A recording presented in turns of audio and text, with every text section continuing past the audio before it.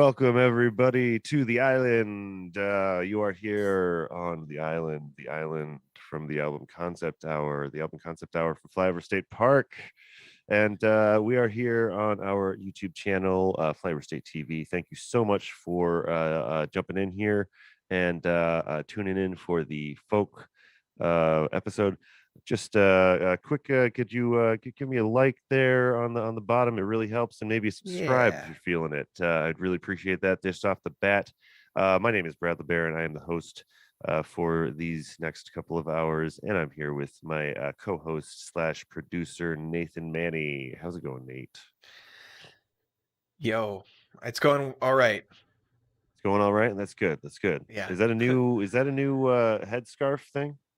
I meant to This is ask a that when we were bandana. recording. I've been wearing Yeah, bandanas more often because of sweat and yeah, yeah. summer heat, but also like my hair is kind of long compared to like I used to have long hair and then I cut my hair short before the pandemic a lot.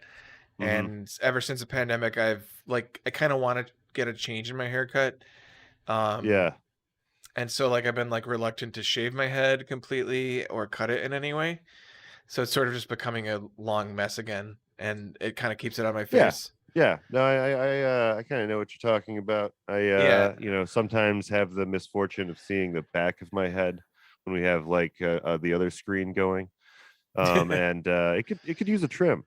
But yeah, no, I like it. I like it though. It works with your headphones. People might not know this, but headphones get real sweaty.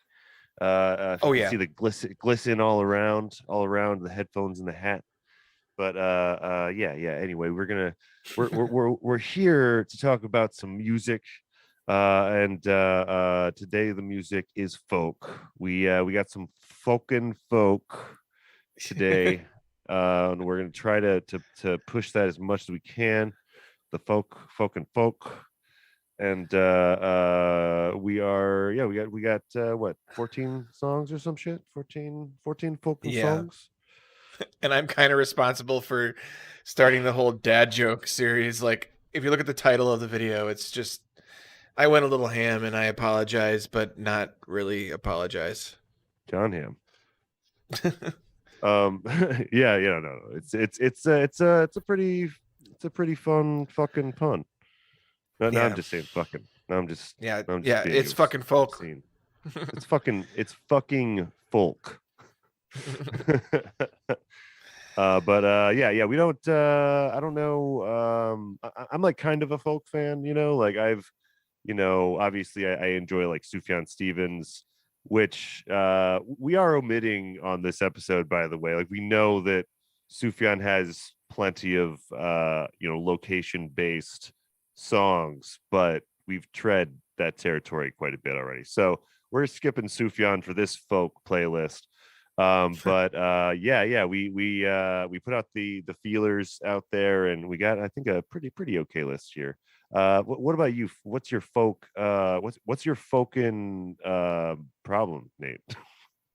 What's your folkin experience with folk? My whole experience with folk is more so with um bands that have incorporated folk elements into them. I am more familiar with like folk metal, for instance, or so Yeah, like yeah, there's some stuff out there that's kind of weird that I'm not into personally, but then also like folk punk and folk rock, like yeah. Andrew Jackson Jihad or the Mountain Ooh, Goats. I've heard yeah, yeah, their take on like folk concepts, but I yeah, didn't think to try to include them on this list because I thought that this would be the purest folk. This is not yeah. really the stuff that I listen to mostly, but I mean, probably Crosby, Stills and Nash and Young and Neil Young and his Yeah. bands are probably the folkiest things that I've ever listened to. Yeah. We and no one suggested them as well. So like it wasn't, we usually go for, whatever the suggestions are that people give us first, and then like anything that we want to add maybe after we include your own. So yeah, those ones didn't come up though. I was now that you mentioned that, I'm kind of surprised. Like, Mountain Yeah. Goats wouldn't have maybe one track. But Yeah, I mean, we'll get them in the indie. Maybe we'll do an indie folk. Maybe we'll do an indie folk specific Yeah. one. Because yeah, the folk is one of those genres that kind of is in a lot of things, because it's kind of it's really old, kind of like the blues. So like it's kind of interwoven in all sorts of random stuff. So yeah, it's a pretty all over the place kind of playlist. So I'm kind of excited to get through this. But yeah, you'll notice Reese isn't here again. He is still off in the wilderness fighting man versus nature. And yeah, we'll see him soon. It's probably more like But man versus reefer, but I don't know. I mean, we'll see. We'll see if he could last a whole month out there on his whatever supply he may have had. yeah. But who knows? He might be a completely different person by the time he comes back. We'll have to ask. But yeah, we're gonna start with this song, "This Land Is Your Land" by Woody Guthrie. And you might have heard this before, maybe in school, maybe in church. I don't know. But yeah, "This Land Is Your Land."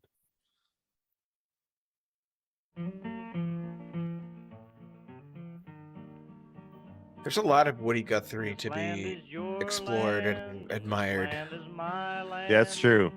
That he's folk man #1. Yeah. By the way, are my levels loud enough for you at least, Brad? Yeah, I can hear you. Good.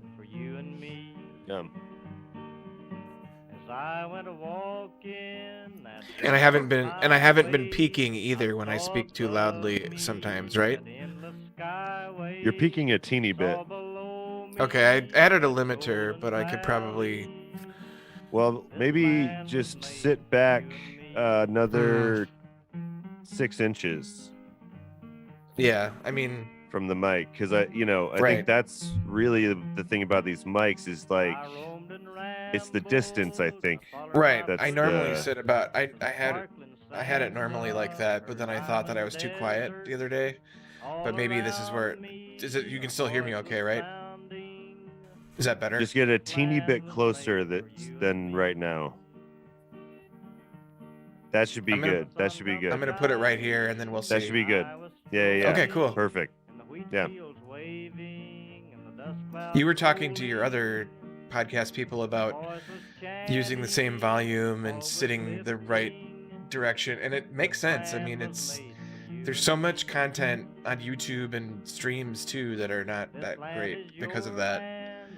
Yeah. We're like it's a little thing that can maybe make a difference, but yeah, each mic is a completely different animal, Yeah, each type of mic and yeah, even individual differences between mics. yeah. Isn't there like a different song that uses this melody? I think that Striking Workers have used it for specific things. Yeah. I think they've used a lot of Woody Guthrie for specific things. So that's probably partially where you're getting that. Yeah. All right. Yeah. I think there's like a lullaby my mom used to sing that sounds like this song. I can't remember that off the top of my head though. Although lullabies are kind of a form of folk tunes in their own right? I mean, yeah, it's passed from mother to mother instead of like, in the same, sense as, traditional folk or whatever. It's like, yeah, I don't know. That probably was really important. It's to some people at some point. Do they do lullabies anymore, do you think? Do you think people sing lullabies for kids, or they just play a YouTube video? I think probably they have a Google surveillance device in their home. I mean, I have those too. But I use Google Home as a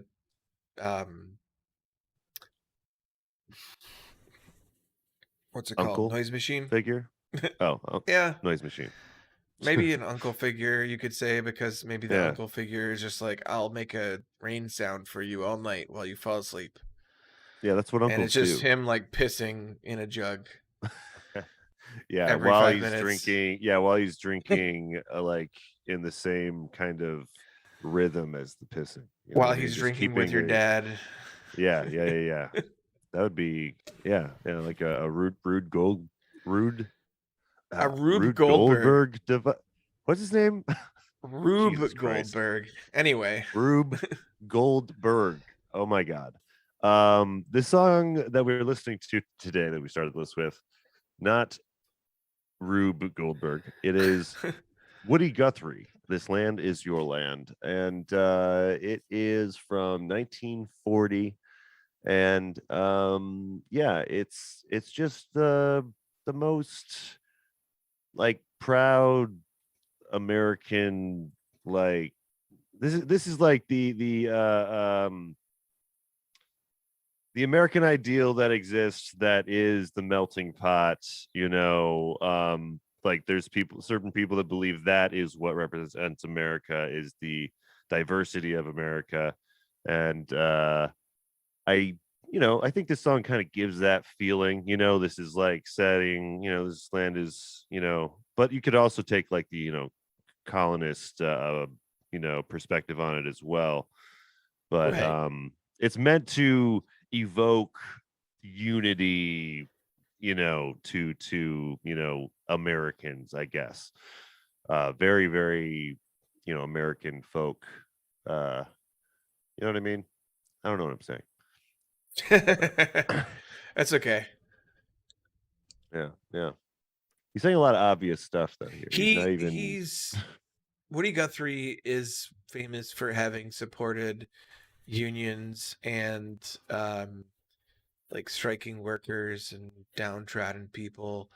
And Mhm. he did a lot of covers of like folk songs that had already been Yeah. for a long time. And he also made a lot of, I think, original music as well. But yeah, he's the bomb. And this song, though, I think is sometimes construed in a patriotic way. And then sometimes people think, like, well, maybe there's a bit of Yeah. erasure here of like who was here before. But I don't think that's what the intention was. I think it was like a solidarity song. Yeah, yeah, yeah. That's what. Yeah, solidarity. That's the word I was like. Yeah, that's kind of what it Yeah. kind of evokes. Is that, especially if he was, someone that helped with, workers' movements and stuff like that. I mean, Hmm. he means it. So yeah, yeah. But I don't know much about Woody Guthrie, but we decided to include this on the list. It's like, pretty standard folk 101, kind of song. So yeah, you want to move on to track 2? We got Union uh Station. Union Station by Jason Boyd. And Union yeah, I don't know. Station by the railway. Oh In wait, the hold up. underpass. This is the guy What's that up? suggested. $3 Yeah. I was gonna say we should probably preface this one. I forgot who this was that we put up front. So this is actually someone that recommended themselves on Reddit when I put this post out. So this is we added it. Jason Boyd, you asked us to add a different song, but we it's got to be a place, so we went with Union Station. So yeah, Jason Boyd, now or in the future when you are watching this, this is for you, I guess. Here we go. Union Station by the railway. In the underpass. $3 to my name. In a mason glass. I'm hopped up on cocaine or methamphetamine. I should probably go crawl up and die. That's what your eyes tell me. I What feel state sick is that and the shape of? broken. That's not His how I album used cover to be. for this is like a state, I think, and Oh, really? or part of a state. I don't know, because He said, boy, don't you know that there's a war, and it's one that's worth fighting for, 'cause freedom isn't free, nor is liberty, and you can't take that too hard, I'm sure. I was 19 years young when an Iraqi gun blew off part of my skin. And I went to a medic and he said, well, son, expect this. And I was in the prime of my life. this guy's pretty good. And he said, there's Damn. no problem. And I said, Doc, I think I found one. Pointing to the hole in my The skin. lyrics are also pretty sad. He came Yeah. a little closer and leaned into my shoulder and repeated. It is very those much a folk damn song, you words know? again. Yeah. He said, boy, don't you know that there's a war? In a different ear there. I don't know if it's for you, but Wait, what was that? I I feel like there's different voices in each ear. It's pretty good. I don't know if you're getting it in stereo, but Well, I'm getting the harmonies. Yeah. I'm probably just getting mono. yeah, but it wasn't in. Yeah, I'm getting it in stereo, so I had each channel. It's Nice. interesting Yeah. the way that worked.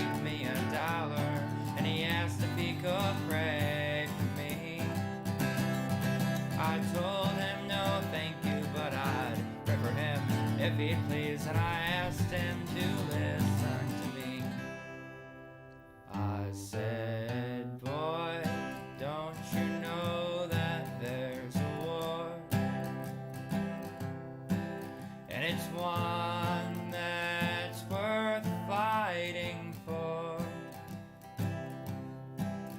'Cause freedom isn't free, nor is liberty, and you can take that too hard, I'm sure.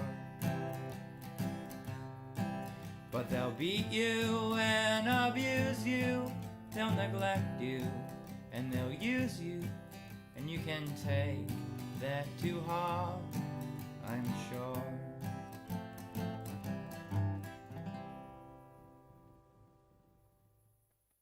Oh, man. That was a really good one. Yeah, it was. Yeah.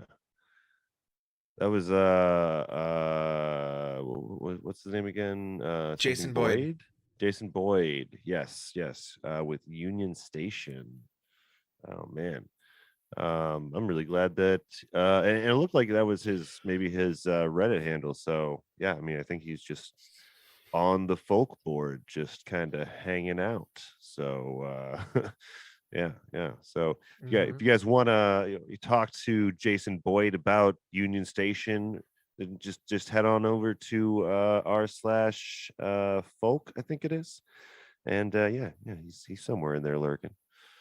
But yeah, really good. Like there was some war stuff there that seems pretty personal. I mean, he's at least in the story of the song, he's saying that he has experienced war, and he's talking to a medic at one point. But yeah, some intense stuff there.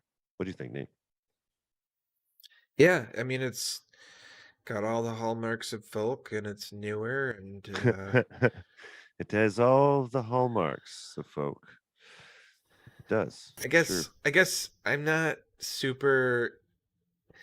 I always want to open up my mind more about music, but I'm not always super about this sound. But this Yeah, person, yeah. Jason Boyd, makes it work, and I always like the stuff that's like got a message behind it the most. Mhm. And Yeah, I think that's yeah. probably why I like this a lot.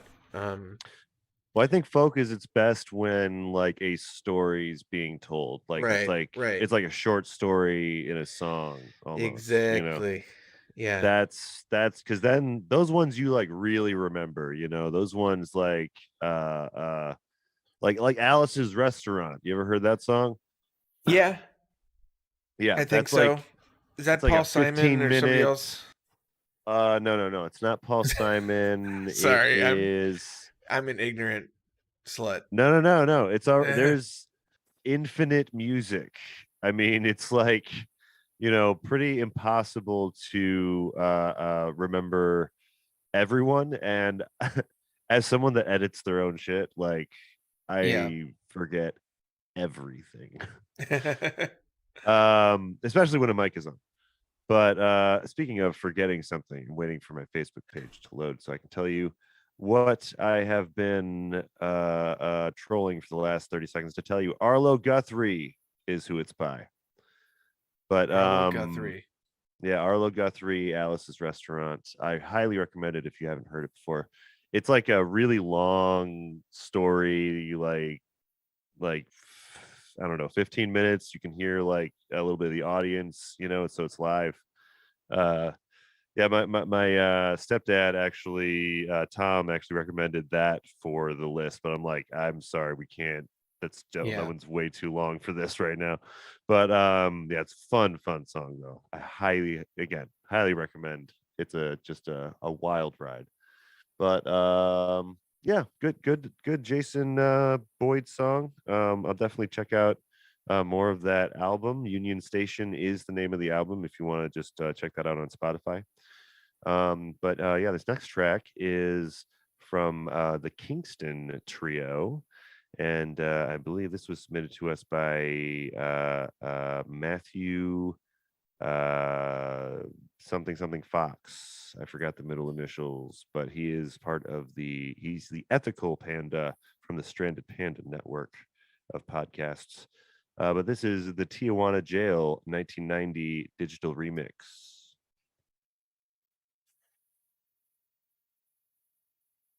You'll have to.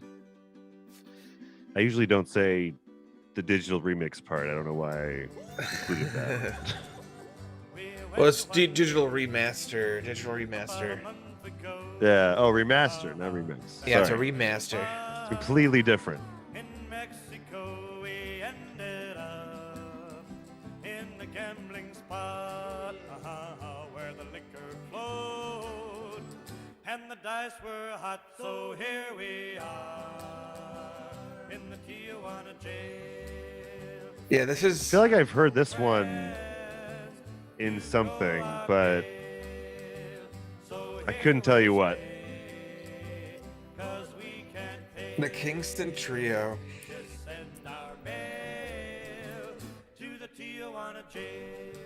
Folk and pop music group that helped launch the folk revival of the late 1950s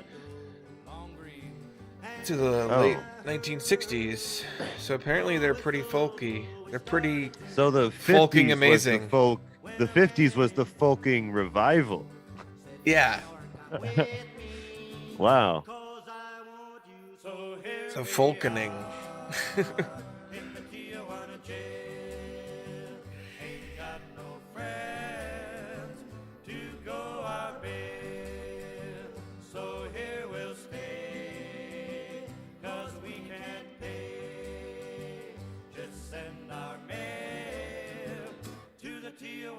It's almost like there's a really similar melody as the Purple People Eater. The chorus, I think. Hold on. This definitely is bordering on country. Yeah.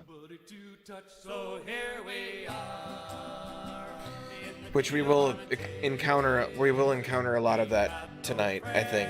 A lot of Yeah. country adjacent folk.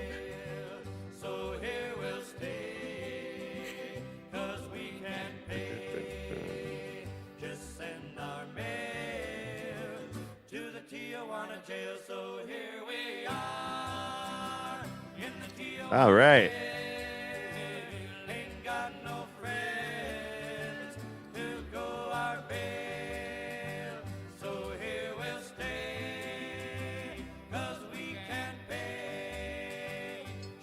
send our mail to the Tijuana jail. All right. Fuck yeah. That's my jam. That kind of shit's my jam right there. Those vocal harmonies, man. 3-part harmonies. Just fucking landing them. Ah, man. Love that shit. Good track. Really, really straightforward. They got real fucked up in Tijuana, went to jail.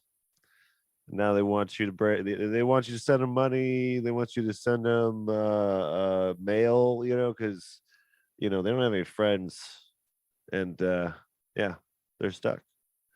Pretty straightforward. But yeah, that was pretty clean though for a song from the 50s. I'm assuming. Yeah, so I'm reading a little bit about their thing and kind of just going to paraphrase rather than reading verbatim as I sometimes do to save right. time. But like, it sounds like they were criticized initially because a lot of other folk artists like Bob Dylan were becoming known for like left-wing politics in their music, and Yeah.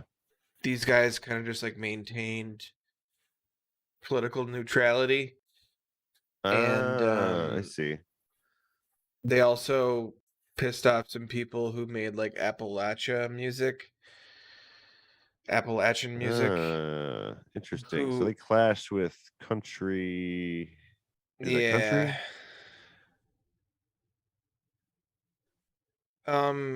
No, like, so it says here Frank Prophet, the Appalachian musician whose version of Tom Dooley the trio had rearranged, watched their performance of his song on television show and wrote in reaction that they clowned and hip swung, then came out with this lyric that he didn't like, and he said he felt sick and that he didn't really like the fact that they had rearranged his song and were making money off of it. Oh yeah. Especially if it had much more important lyrics or something beforehand. Yeah. Because this is pretty surface level, like fun, not not making you think hard about anything. It's just a fun little jaunt. So yeah, I didn't know all that.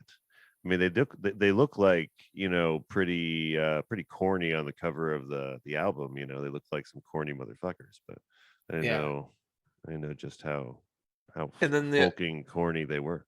Yeah, there's also more cited material in that Wikipedia article. Just really quick, I'll paraphrase that too, where apparently they said that they never really intended to be considered folk, that they were really doing like more of like an Americana stylistic like pop for the zeitgeist. I don't know. I mean, the cover does look like, by corny, like, it looks like a barbershop quartet kind of thing, Yeah, you know that's what I mean? kind of what. Like, Yeah, exactly. yeah. It doesn't look like it's a folk band that it's showing. So yeah, it sounds like they just kind of appropriated the sound. So yeah. I mean, that folk is a largely appropriated sound. You hear it in pop songs too. You hear like very polished pop songs that have some folky bits in them. But yeah, let's move on to some real folk stars here. This is from Crosby, Stills, Nash and Young, and this is a little song you might have heard of called Ohio. Yeah. We've allowed CSNY Neil is Young great. back on the podcast after Yeah, a long he- absence. He had to take like a 90-day. We needed to take a 90-day hiatus from his Yeah. music in any Yeah. podcasting form. Now we can come fresh, without any, preconceived notions.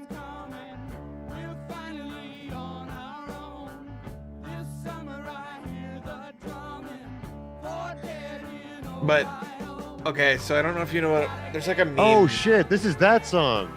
Yeah. Yeah, I'm reading the lyrics. This There's is like a the meme. song. Yeah, the song.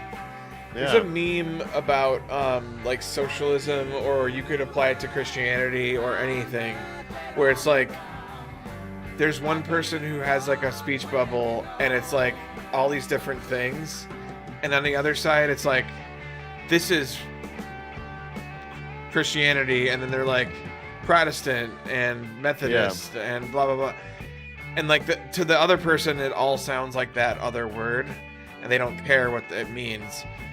That happens with music a lot, is what I'm trying to say. Like, I looked up what the genre of these guys were. It's like rock, is what it says online. But like, they're not just rock. I mean, this was like, there's like a lot of bands out there that I feel when you go into the record store, it's going to be under rock/pop, and that's just like the widest possible net that you can catch all of these things into. But like if you go to like an actually good record store, there's like 40 different tabs in each box, and there's actually records there, and I don't know, it just Like Sam Goody back in the day, man. yeah. Like that shit it was so organized. Yeah, they actually did have more than 2 genres.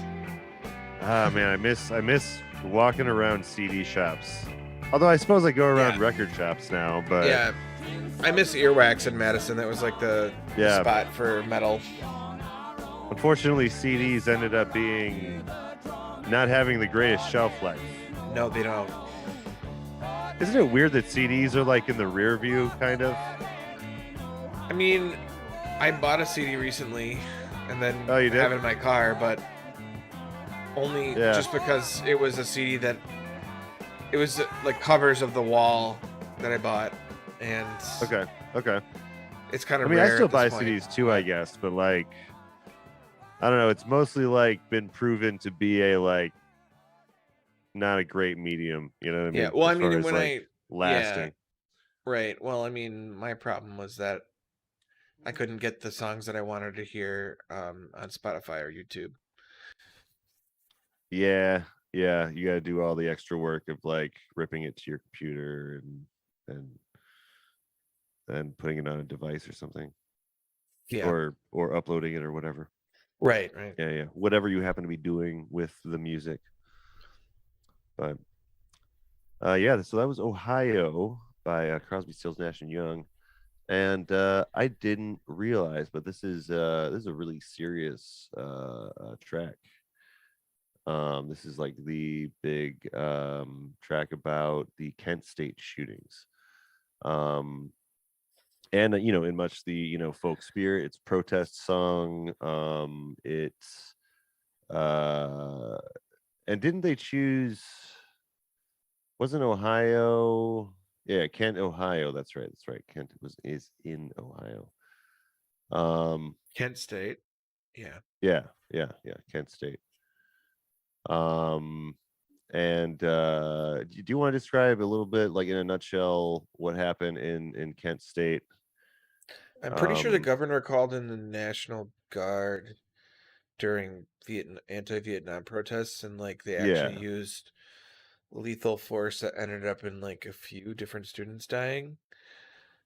And it's got the famous so. picture. It's the famous picture of the girl screaming next to their dead friend.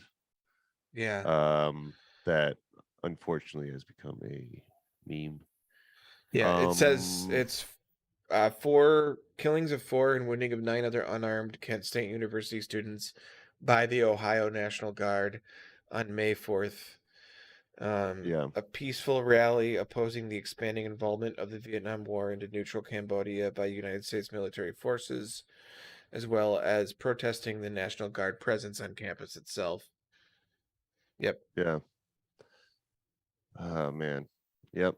And it's something that we've seen a little bit of during like Black Lives Matter protests. There have been casualties from all of those things. Right. There have been people taken away in vans in Portland. So yeah, this is I mean, it's not about war necessarily because the I don't know, there's not really much of an anti-war movement, but it's more Yeah, about not right now. yeah. It's a different but it's there's still a lot of horrible things from the police state that have still not been addressed, Right. but yeah. Tin soldiers and Nixon coming. Like he doesn't do a metaphor for Nixon or anything. Like he doesn't wrap it up in some kind of other thing. It's just he's like soldiers and Nixon, you know, talking about Ohio. We're talking about like literally what happened, you know. But yeah. Depressing stuff, Great guys. track. Yeah. Depressing stuff, great track. You can really feel it. And yeah, protest songs are like, part and parcel of folk music. You know what I mean? Like if you ain't protesting, you're not folking doing it right. Yeah. You're folking it up. You're folking it up. I mean, you're fucking it up, not folking it up. But when you folk it up, then Yeah. you're folking up the man's system. Yes. That's what I should say. Yeah. So Folk- if you're folk- fucking it you up, should then get you're not a- folking it up. You should get a shirt that says "Folk the System." Yeah. Huh? T-shirt. Yeah. All And right. then on the back, I would say this comp kills fascist or whatever. Yeah. Of course. But yeah, we have another track for you guys. This is by Paul Robeson. Paul I don't know. Paul Robeson. Sorry that I Robeson. peeked a little bit. That I got too close to the mic again. Oh, it's all right. Yeah. It's natural to want to put your mouth like right on it. You know what I mean? Yeah, because yeah, go ahead. It's a mic. It wants the sound. It wants my spit. It wants your spit in and around its condenser screen. But this next track is Shenandoah by Paul Robeson. When I think of Robeson, I just think like Robeson, like Robeson, or like Robitussin. Oh yeah, without this the one. Tussin. Like Robitussin. Yeah. Ah, Without the yes, the yes. us and without the tuss. Robeson. Robeson. Yeah. All right. 1 second. Okay.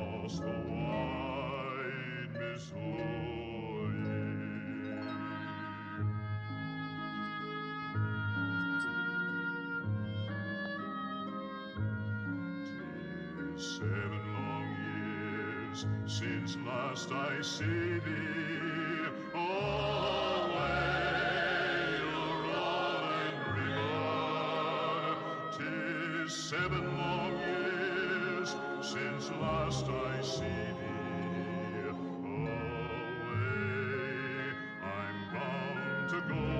I'm bound away across the wide Missouri.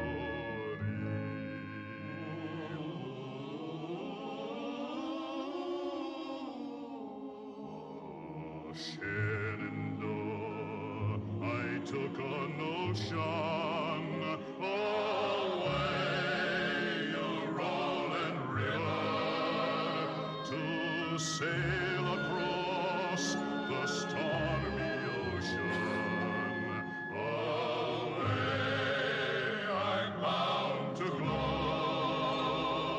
Fuck, dude. Across the wide Missouri. This is good. Shenandoah, I love your daughter. Sorry, Brad. I was gone for a second. Oh, that's all right. Paul Robeson was actually a staunch communist, Oh, cool. I believe.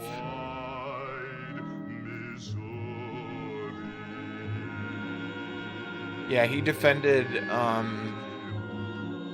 He never officially identified with the Communist Party, but he frequently was called upon to defend people like W.E.B. Du Bois was on trial for suspected seditious activity because of his own proclivities towards supporting communism.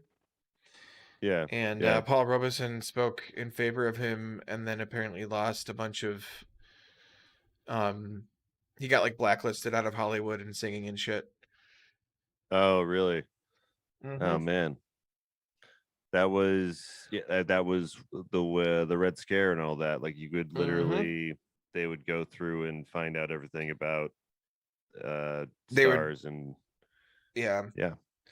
and that's where all the even the belief that Democrats might be communists came from that, which is such a fucking farce. Because no Yeah. Democrat I have ever known has ever endorsed any of my beliefs, and I am a communist. Yeah. So, Yeah. Yeah, exactly. Like yeah, it's a really it goes back quite a bit, like, you know, in, you know, both, you know, the world politics and in our own backyard, you know, so something that right. not everyone knows about. But yeah, you know, there's people that are, you know, trying to talk about that here, and at that time it was really, really hard to. But yeah, Shenandoah. What is Shenandoah? I'm pretty It's sure it a might be the Valley, Shenandoah Valley, maybe. okay. The way I'm bound to go across the wide Missouri. Or that's Virginia, but maybe it's not. Yeah. He's on an Is it? adventure, though. He's on an Is it adventure across Ireland? the. North River. That's what I thought at first when we were picking this one. I thought this was going to be, because I think the other two picks from this person were Irish folk songs. Oh, so the one that we found is O Shenandoah Across the Wide Missouri, a traditional American folk song that Paul Robeson sung and recorded. Yeah, Okay. yeah. So this is a traditional one that he covered, like a lot of, you know, artists have done. Yeah. Yeah. Okay. Nice.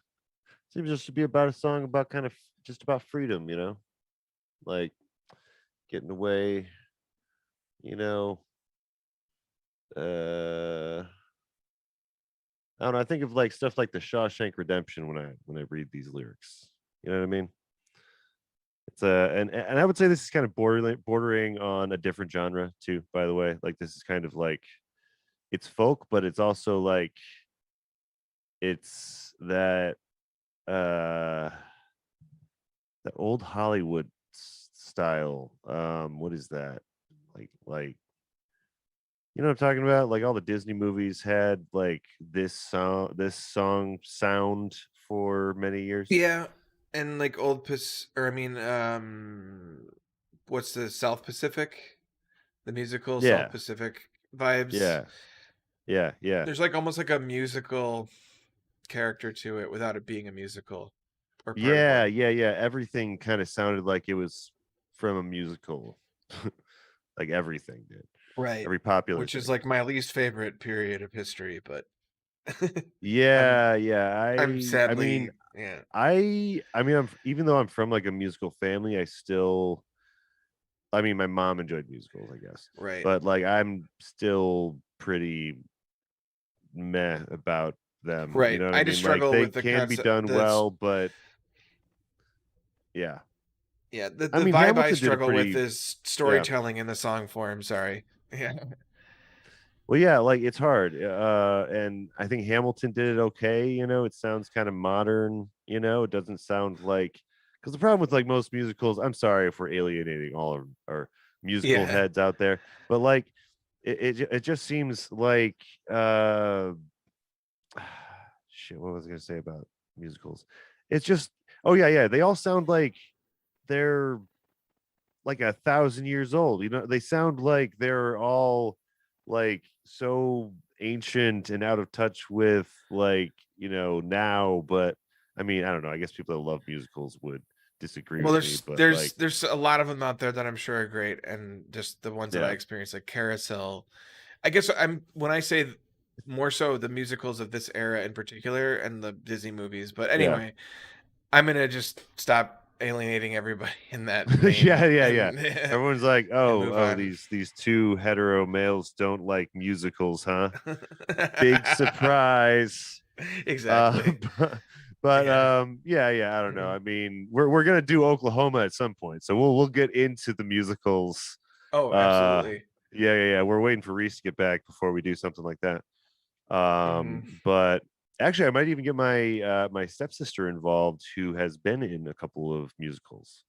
I've actually, because she can kind of walk us through the importance of those things. Yeah.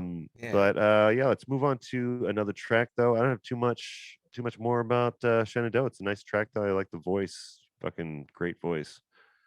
But yeah, this is Bob Dylan, and the song is "Girl from the North Country." Oh, okay, That's not okay. Bob The Dylan's the pretending to be him. the apparently there's an original one that doesn't have Johnny Cash. So it says the song was re-recorded as a duet alongside Johnny Cash in 1969 for the country album Nashville Skyline. Okay. And yeah, okay, all right, cool. That was a good track. When I first heard that track when we were looking this up the other day, I was fully not expecting Johnny Cash to show up. I was like, No, I wasn't either. he's not usually someone I think of when I think of Bob Dylan, but I mean, I guess they kind of share a similar space in music. But yeah, yeah, he sounds very different for Bob Dylan though. Not what you expect. I mean, trying to find a better word than normal, but that's all I can think of. He doesn't sound like you expect Bob Dylan to sound. He doesn't have the extra inflections that everyone, of course, over accentuates when they're making an impression of him. But yeah, it's a very tame Bob Dylan, I guess, in that sense. Yeah. I mean, he was always at his most extreme to me when he was in his um I think 80s and 90s with Traveling Wilburys, the Monkey Mm. Man song. Oh my god, that song. He's like very much like this, and it's very, very raspy compared to this song we just heard. I don't remember the Yeah, yeah, vocals yeah. exactly, but It's really it's leaning into easy. it. Yeah, he's got some very exaggerated vocals when he wants to. Kind of like Tom Waits. Yeah. Yeah, like maybe it's a folk thing. Maybe it's something that folk It's like guys another just form of voice acting yeah, I guess. Yeah, yeah. Like I in a mean, way. especially if you can do all of those things and switch between them, Mhm. which he's doing a little bit in this song. Like you can hear a little bit of his, normal twang come out. But this is also earlier, I think, in his career, because this came out originally in 63. So again, I don't know his exact timeline, but I would think 63 is still kind of early. He looks pretty young on the cover here. It looks like it came out on a vinyl.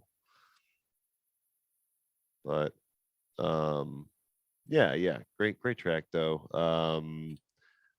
Never thought I'd hear Johnny Cash and Dylan together. That's fucking dope.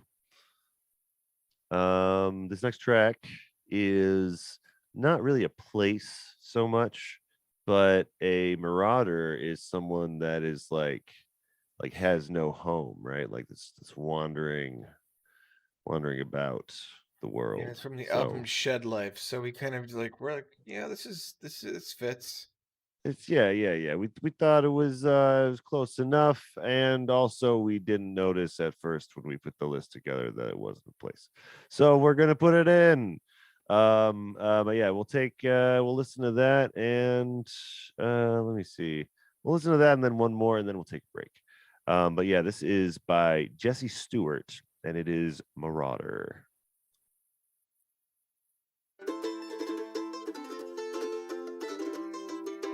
All right.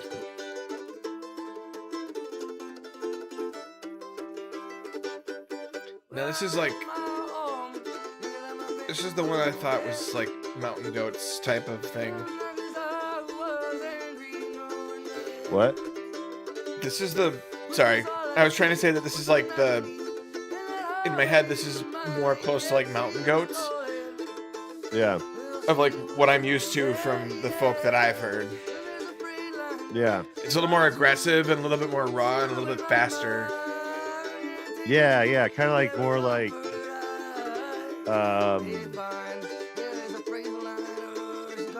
Mountain Goats.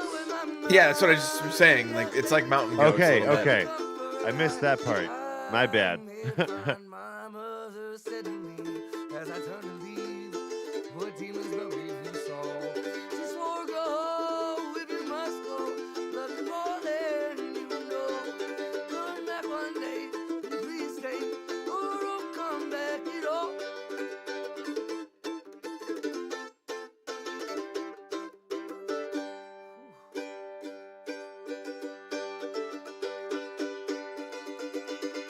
She said, Marauder, don't you be like your father?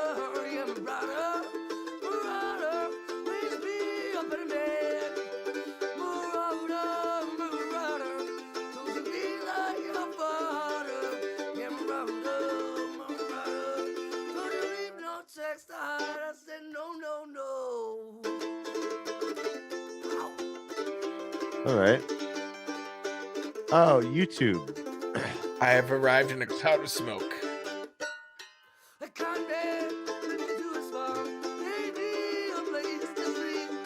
But his daughters, they had us. I think I'm gonna do the same. So this is from the album Shed Life, so like I can kind of see that being a place. But also a marauder makes me think of home because I'm thinking of like somebody invading my territory, my space. Huh.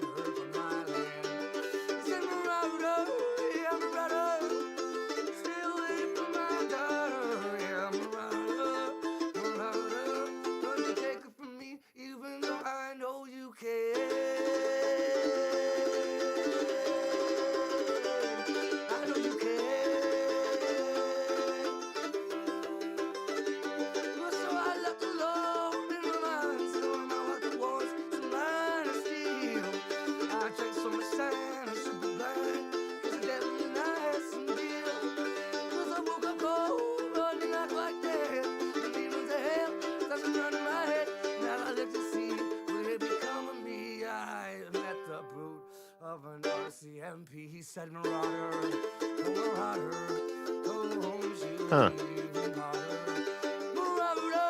This one just keeps going. Yeah, it's a 5-minute song.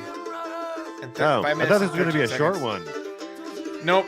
because it was so fast. You know? Yeah. There ain't nothing here but There's still a minute and yeah.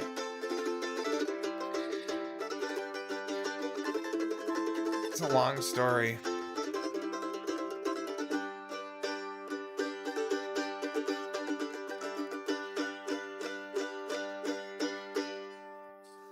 well, oh, where is my big It continues. He's getting tired. Yeah. Maybe it was like a This sounds like how I Purposeful. sound when I'm playing. You know, like as in raw and not polished. Yeah, marauders, right on, keep moving, yeah, my sisters, oh my brothers, my marauders, yeah, light 'em up, let's flash 'em down, fill your blood up, It- fill your might be like a stylistic choice of like, I'm so passionate about my message here that I'm gonna repeat it a few times. Wait, what? It might just be like a sending a message kind of song. That's why it's so long and Oh, yeah, aggressive, yeah. and like him getting tired of the message almost at the end. Yeah. So it's like a marathon. And yeah, you like right before verse 4, he like it sounds like it's about to end, then he just jumps right back into it. I should do that when I'm playing like open mics. Like when I fuck up, just like stop, hold the fucked up note and mess with that, and then get back into it 10 seconds later. It's not a bad strategy for an open mic. I'm just saying. But I haven't been open to mic in a while, man. Really need to get out there. Well, pandemic. But yeah, you were saying it kind of reminded you of Mountain Goats, that kind of like folk, that kind of driving like indie folk. Lo-fi, indie, driving, punk elements. Yeah. Apparently this was got famous on YouTube because it's one of the only songs I've seen on Genius that has YouTube in the genre. So I'm assuming that's where it got big. Which makes me think, are we going to start seeing like TikTok in genres of songs? What do you think? I mean, maybe. Yeah. I'm thinking it's at least a possibility. And I guess he's involved with the Trailer Park Boys contest. Trailer Park Boys contest. Maybe I'm unfamiliar with what that is. Performed live. Trailer Park Boys contest. What the fuck is that? That they're giving no description at all here on what about this. Just gonna throw out the Trailer Park Boys contest like that's a thing. But yeah, I don't know. They're from Canada, so maybe they hung out with Trailer Park Boys and maybe they did a few things with them. Who knows what's going on north of the border? But yeah, that's kind of like do you kind of feel like this is like a kind of hipster dream song, like a hipster theme? Because it's like it's all about like, grab your dog and keep on moving from town to town in that kind of marauding life that a maybe college kid finds appealing. You know what I mean? Yeah, I could just pack it all up and I could just become like basically a street urchin. Yeah. Like connect with my everlasting childhood while also being constantly on the cusp of nascent adulthood. And just being like, I'll run away with your daughter on the train. I'll pack up my bags and go and shit. I don't know. It's just. Yeah. It's a very, I don't know. It's a bit. Maybe it just makes me feel old because it's just like, man, I can't be running around like that, man. What are you talking about? Yeah. That sounds tiring. Sounds like a young man's game. Hopping from boxcar to boxcar. Yeah, man. I don't want to do that. Plus, like, I mean, I like my dog right here where he's safe in my house. I don't want to bring him all over the place, making me meet all these weird strangers. 2021. 2021. But yeah, I don't know. It's a fun tune though. It's a really fun like driving tune. Very simple. Probably learn this in a few minutes. I'm sorry, I'm like throwing massive shade at Jesse Stewart right now. I think that was a ukulele though. Is that what what that sounded like to you? It was the same ukulele, just riff like over and over and over and over and Yeah, as one does in well, I guess yeah, I mean that was happening. There are a lot of talking about YouTube, there are a lot of ukulele covers of things on mid YouTube. Like not early YouTube, but like YouTube from like 5+ years ago. There's a lot of that, a lot of covers happening. I don't know why, but yeah, I don't know why I'm talking about this. Anyway, But you want to move on to another track?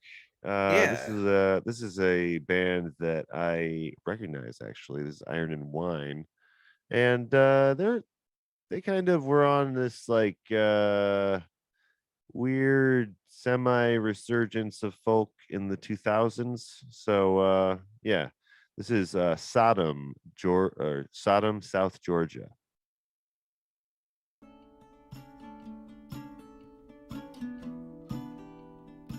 These are the sad boys of folk. Yeah.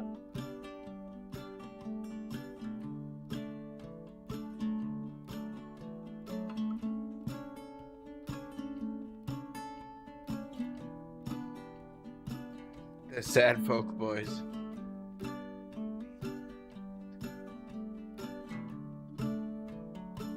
Not related to the Oak Ridge boys. No, God, no.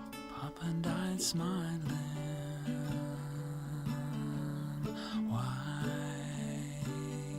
as the ring of a bell. This is another long one. It's like 5 minutes and 8 seconds.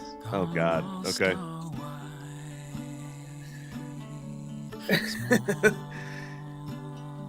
I feel like I only listen to like one track from these guys at a time, you know? I think I like listened to a full album one time, but like it was just like such a slog, man. I mean, it's really understated. Yeah. That was So I kind of can the see thing why- to do. Like with Sufjan. Like that kind of like soft kind of just I don't Kleenex know. commercial level kind of chill. Yeah. Like a coffee commercial. Yeah. Yeah, I don't know. I'm trying to I mean, picture it, it's but there's like a interesting. I'm certain trying kind of to- set. Yeah. Yeah.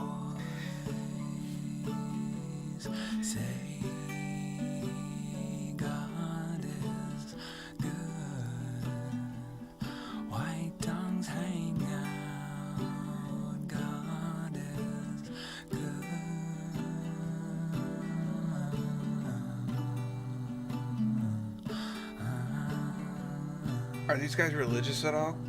I don't know.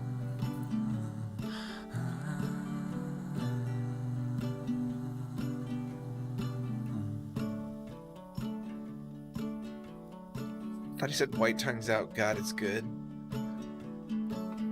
All the dead white boys say God is good. Oh, okay.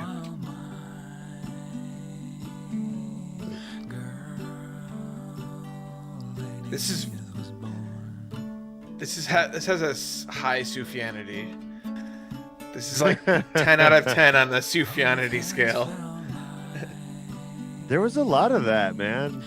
Yeah. And I was into a lot of it. There's nothing wrong with being into that. It's just Well, no, you know, not been my bag historically. And I also don't know if I'd want to listen to this every day of my life. I'm gonna be honest. Kristen introduced me to a lot of this style, you know, Yeah. like, and I enjoyed definitely a lot of it, but I can't listen to like a ton of it at once, you know? Yeah.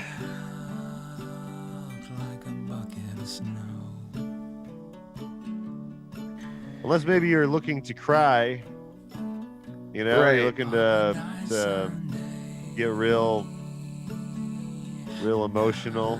Listen to a whole Iron and Wine album.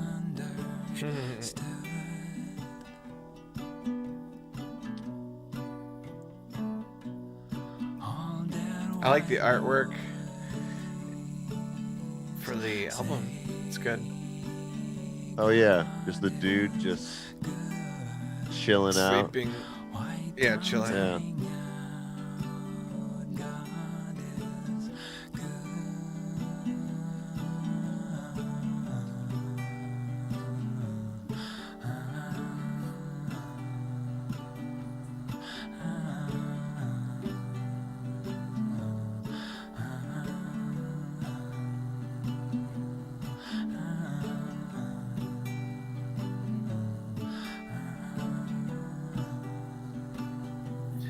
Yeah, once again, it's a little bit longer than it needs to be, it feels like, but Oh no, I'm gonna be honest. By the end, they were winning me back, man. yeah. I I know I mean, started talking shit about the song when it started, but by the end, I was like, "Oh man, Iron and Wine, you're right.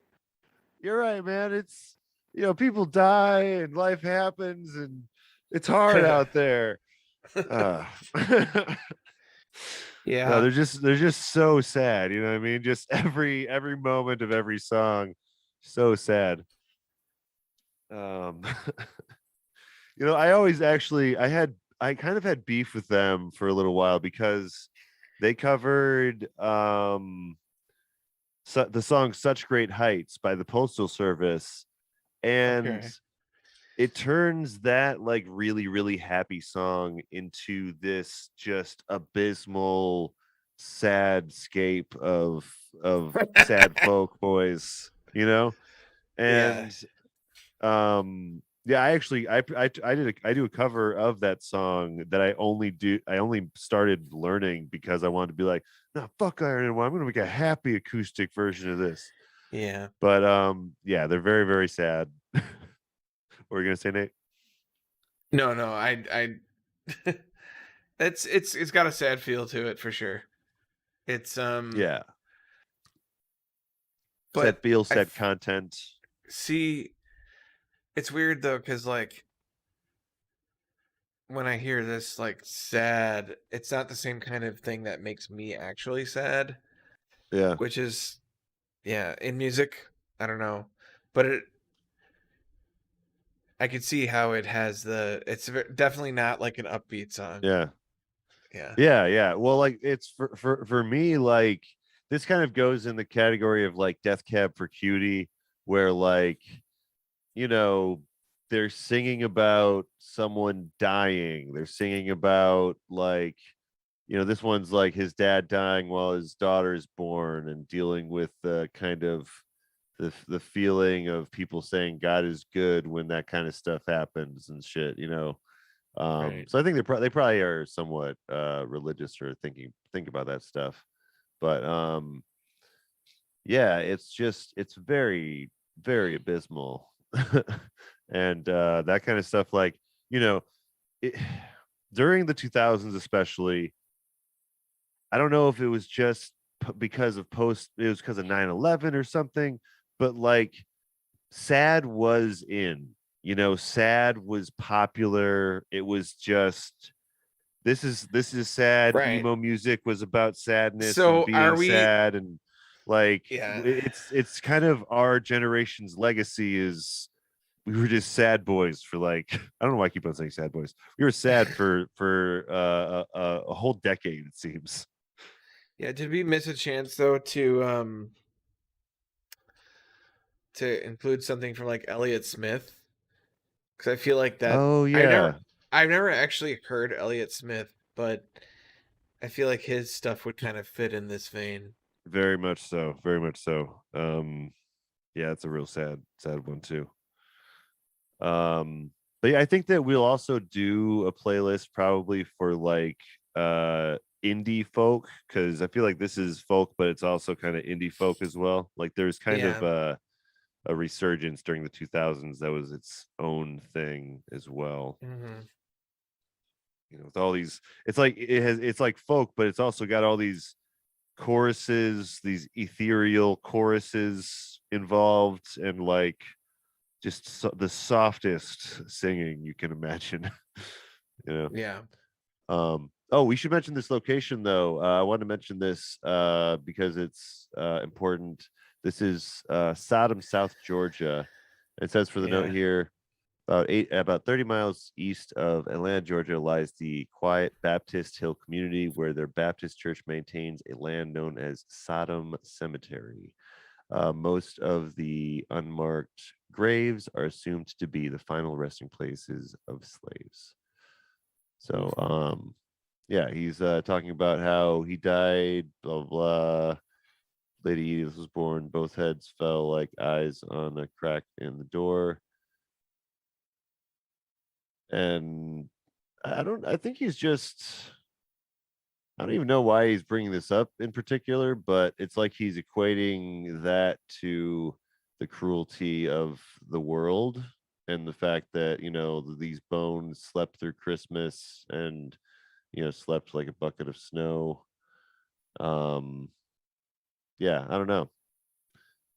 This is a very Sufi. You were right in the song. This is like on the Sufjan scale. It is like off the charts. Like it's about a random location, very little context besides this one historical piece, and some heavy shit happening. Yeah, So, yeah, exactly. This would fit well on the Side B podcast probably, but Yeah. But yeah, we're gonna take a quick break. We have I think I want to say 7 songs left for you guys. And yeah, when we come back, we'll be listening to Make and Break Harbor by Stan Rogers. Don't go away.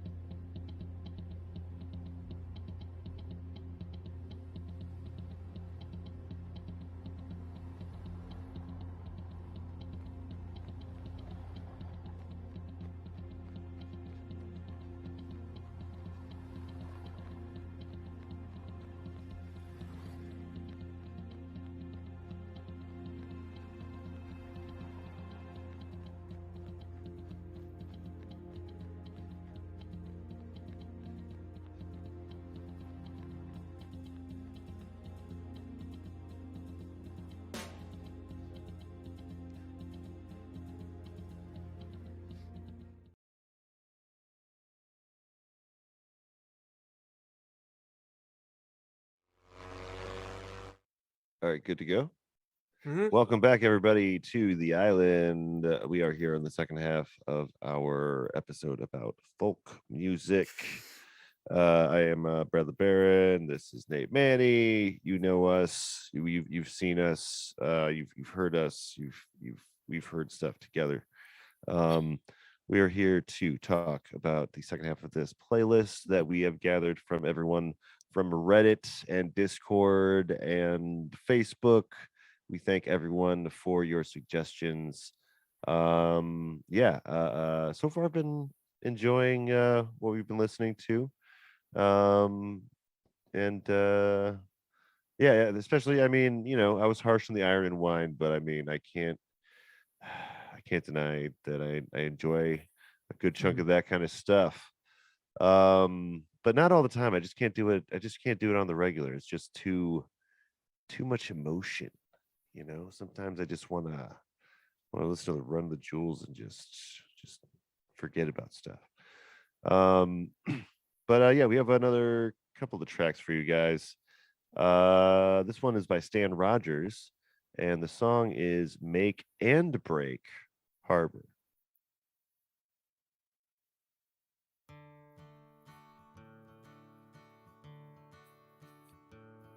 How still lies the bay in the light Wait, was western airs. Stan Rogers the name of the alien in American Dad? Or wait, no, there was Roger. That's the dad. I think the dad was Stan Smith. Stan is the dad. Yes, and Stan Roger Smith, is the and alien. Roger's okay. All right. I just merged them in my brain. Was the alien dad on American Dad Stan Rogers the alien dad? No. Did they ever He merge? was never an alien dad. Become one?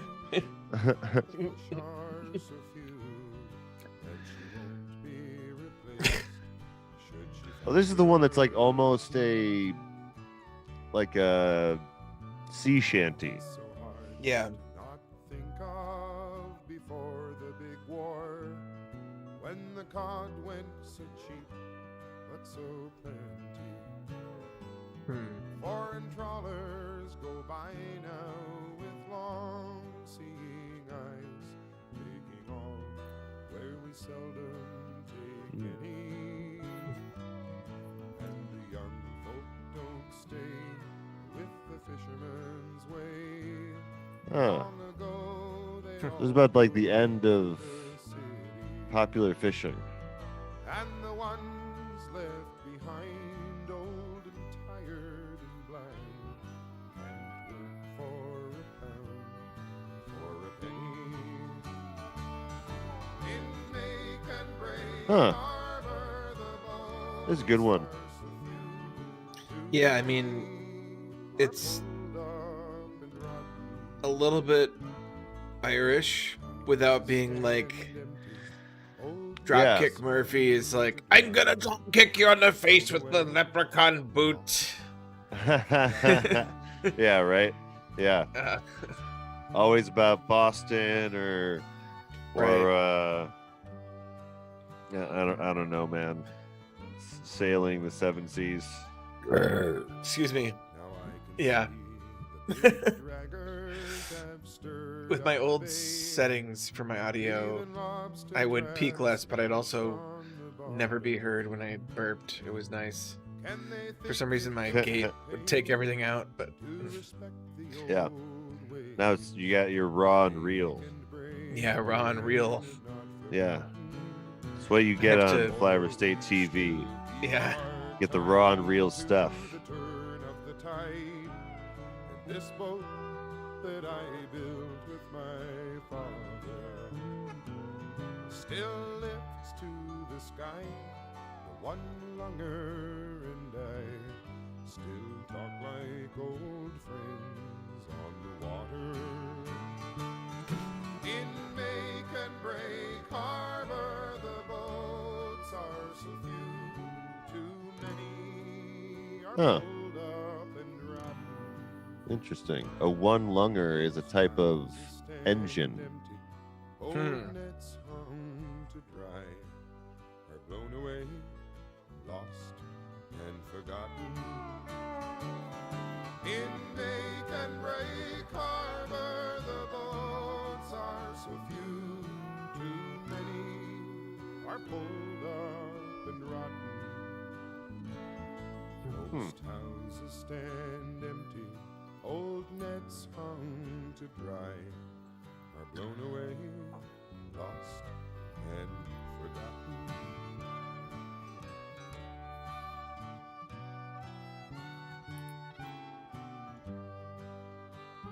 We got a whistle in the back there. Yeah. All right. Oh, so this is actually a Canadian folk musician, Oh. and he was born on my birthday. Oh wow. Yeah, yeah, That yeah. is a crazy coincidence. Yeah, yeah. By the way, speaking of birthday, congratulations to a former guest, Haptic GG, on his second daughter. He had her Yeah. today. So, yeah, I'm very excited for him. Now he's got two daughters, and a future guest, Cynthia, can now recover and get back Oh, on the yeah. podcast. She was actually supposed to be on Thursday on Side A. She was scheduled to talk about the Backstreet Boys with us, but that will not be happening. It's going to be rescheduled. But yeah, congratulations to the Boers. Yeah. And what was I going to say about the song? Make and Break Harbor. I really enjoyed the setting and subject matter here. You know, it's like a really, you know, it's just like a sad song about a fishing town kind of dying, you know, and kind of giving that Moby Dick kind of vibe of like that industry being on the way out, and that way of life going away. But yeah, it's like not necessarily like sea shanties, but it's definitely like close to the sea. Like I feel like Right, there's like songs that are like for when you're on the boat, and then there's these other songs that are in a similar space that are like at just at the dock. You know what I'm trying to say? Yeah, you're saying like they're so I got some Irish music vibes off of this for a second, and I also got some like Yeah, a little country bit. vibes Yeah, at the same time, and it's like just this confluence of like the whitest skinned European and American yeah, and Canadian, North American white people yeah, kind of like, I yeah, don't know, yeah. it's not to be like too leaving that out because Appalachia has a lot of that Yeah. tradition, but like, yeah, it's like it's got like a lot of different feels to it that Yeah, are kind of like adjacent. country. It is very like white in its history, you know, as far as a lot of the purveyors of it. Like I mean, you know, I'm sure that there have been, you know, plenty of black musicians that do it as well, but it's definitely considered a pretty like kind of, I don't know, pretty corny white thing in these times that we live in right now. But you never know the context of things when it happened. But yeah, I don't know. But it is yeah, it's a very very on the brink of being like a different genre. We were kind of thinking maybe like this could be in our like Irish folk episode, but I guess they're not Irish. They're Canadian, in fact. But yeah, we'll move on to another track. We got a track by Townes Van Zandt, who I believe is important. I've heard the name before. And then we have his song Tecumseh Valley.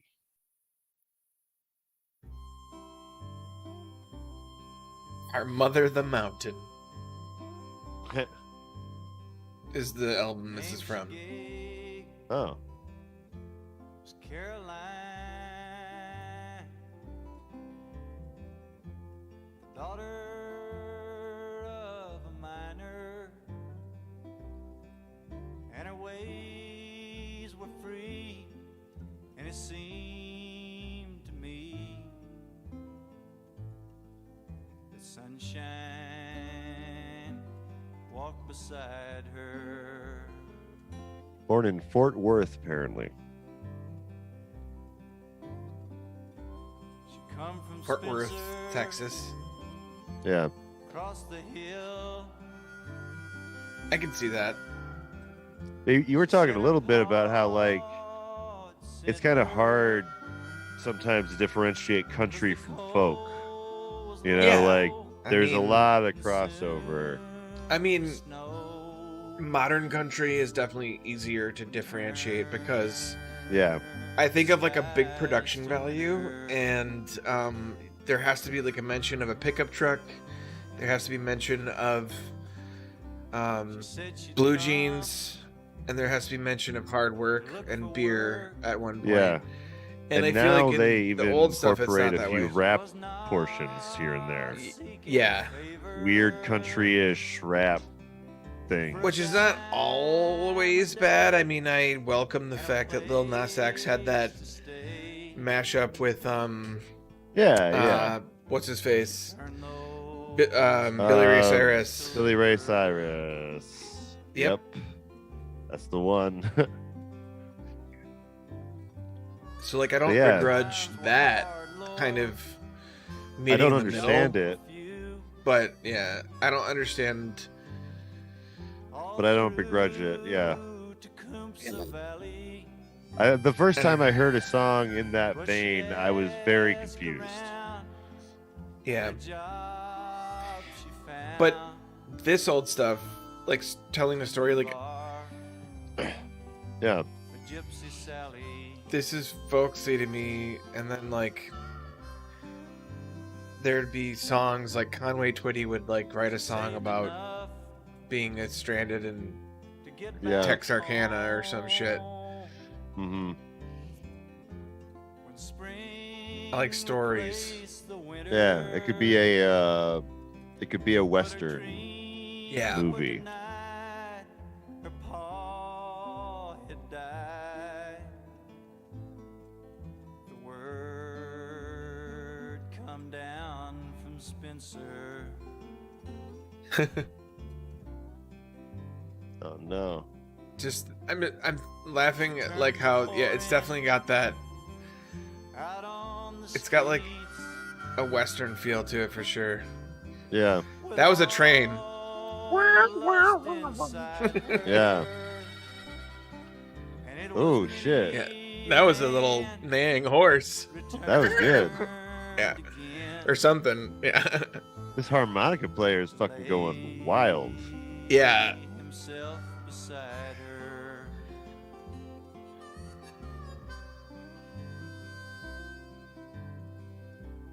They found her down beneath the stairs. This is a sad song. Led to Gypsy Yeah. Sally. Jesus. And in her hand when she died was a note that cried, fare thee well, Tecumseh Valley.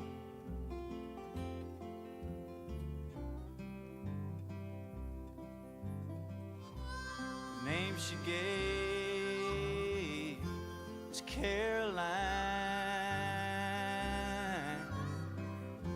the daughter of a miner, and her ways were free, and it seemed It's a fade out. Oh shit.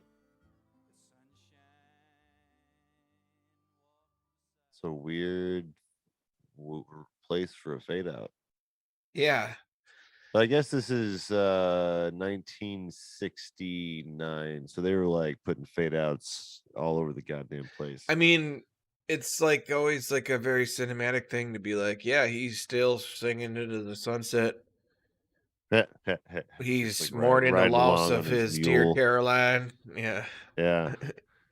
But this is a pretty fucking depressing song. I don't know if you caught the lyrics, but like it's basically the story of Caroline. I almost said the story of a girl, which I will not say because that song Who is cried a river the in John of her worst. world? Yeah, the worst fucking song ever written. Okay, this is her name was Caroline. She was the daughter of a miner, and like she went to go find work at the town next door, and then after she finally found some work, her dad dies, and then she turns out to prostitution, and then eventually she kills herself. And it's just a whole walk you through the whole process. It's a very Yeah. sad situation. Yeah. And then they sing this. What's nice, what I really enjoy about this though, is they sing the first verse again at the end after all the horrible stuff has happened. The first verse is like kind of positive. It's like kind of sunny sun, in your eyes. And what's the term? Something and bushy-tailed. Bright-eyed and Bright-eyed, bushy-tailed. bushy-tailed. Yes. Yeah. God, that's such an old phrase. I'm just imagining my grandma saying that to me. Whenever anybody says that to me, I think of a squirrel because I think of the bushy tail. Yeah. That's nice. That's interesting. I don't think of like bushy tail when I think squirrel, but they do have bushy tails. I'm trying to think of like, never mind. I'm getting off into a weird tangent in my mind. A furry tangent. Yeah, I was like, wait a minute. There's like a character I think that has a giant bushy tail like that from our childhood, but I don't know. There were so many anthropomorphic characters. Yeah. It's always been a thing. Probably always will be. It's a very easy metaphor for people. If animals are people. This next song is the Little Stevies is the band, and the song is Melbourne We'll Meet Outside. Maybe this is an Australian group. Yeah. It might be. You just did what was right. The playground's all closed. Parents lost their minds. The loneliness and longing. It probably is And the Australian. cold winter nights. The feeling of knowing others blame you for this. Melbourne will meet outside. Yeah, Under grey rain or hail or the sun when she shines. Melbourne will meet outside. The wind can blow a gale, but she won't break our stride. Melbourne will meet outside. We'll put chairs on the grass between houses and laugh. Football on nature strips and look up to the sky. Reflect on the year when nothing went right.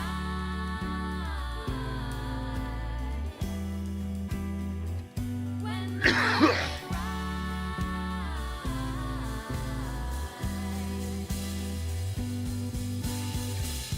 When we shocked ourselves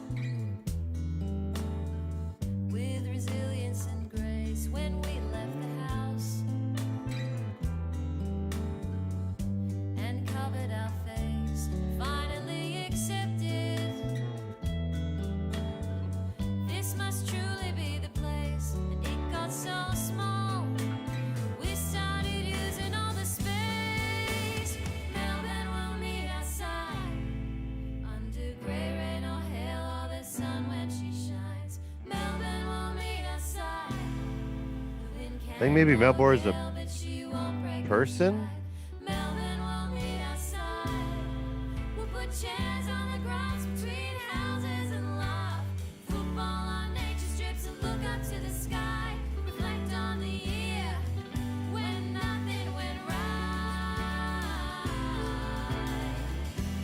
Okay. Oh, this is from the pandemic. Oh, okay. When birds sang louder, This was on YouTube. and we noticed their song, the sound of them singing That makes sense. made us feel strong when they tried to divide us. Oh, but they kept doing poems. They found us united, and that they were the trolls. Melbourne will meet outside under grey rain or hail or the sun when she shines. Melbourne will meet So it's like a PSA for yeah, but she won't meeting outside instead of inside the. meet outside. Yeah. We'll put chairs on the grass between football on nature strips and look up to the sky. Reflect on the year. I was wondering when I was listening to the lyrics, like reflect on the year that nothing went right. When nothing went right. Okay. So it's That's cool. When nothing went right. When nothing went right.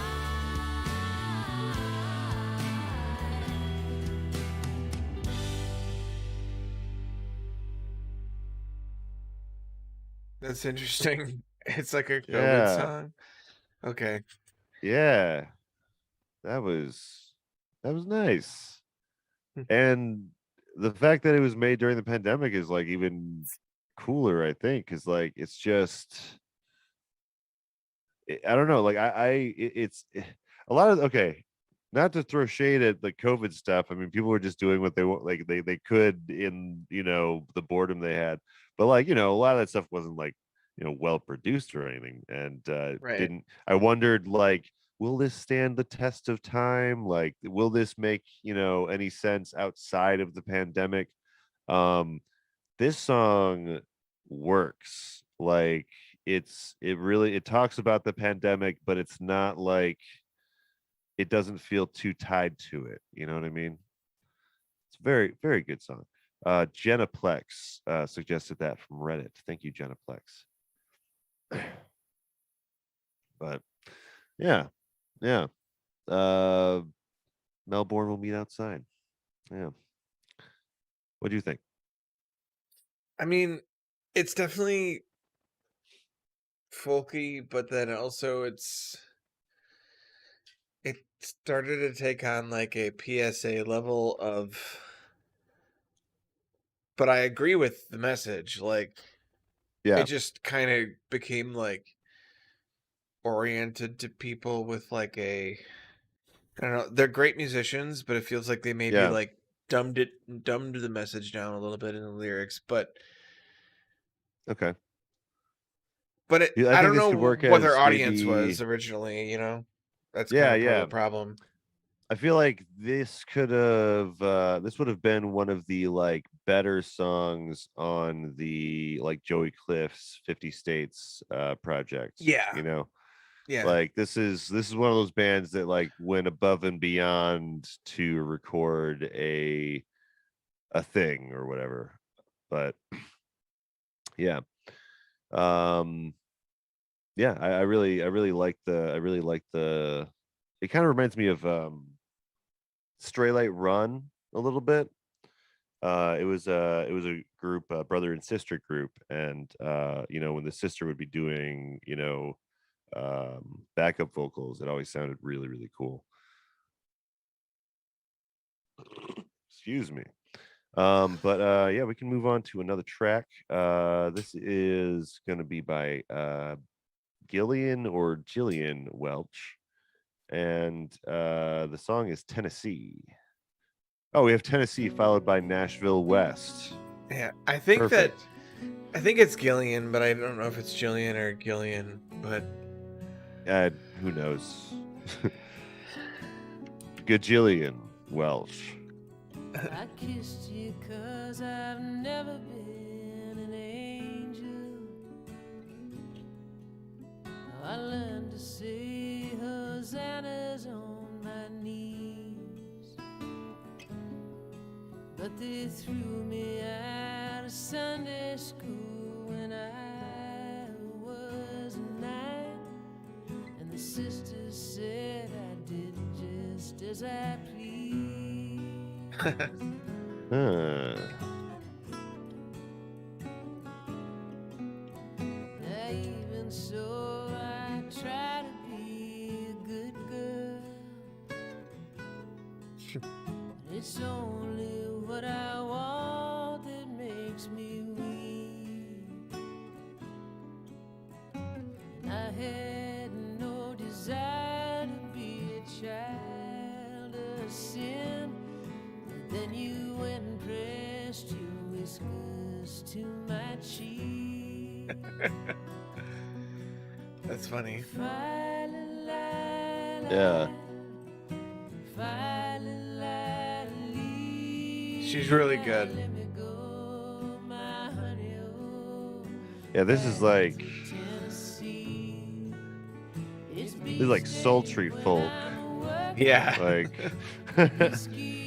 Yeah, this whole album was a folk album because I think it was stripped down from what she's normally like bluegrass Americana, and this one was a little bit more of like a slow prodding album. yeah, yeah.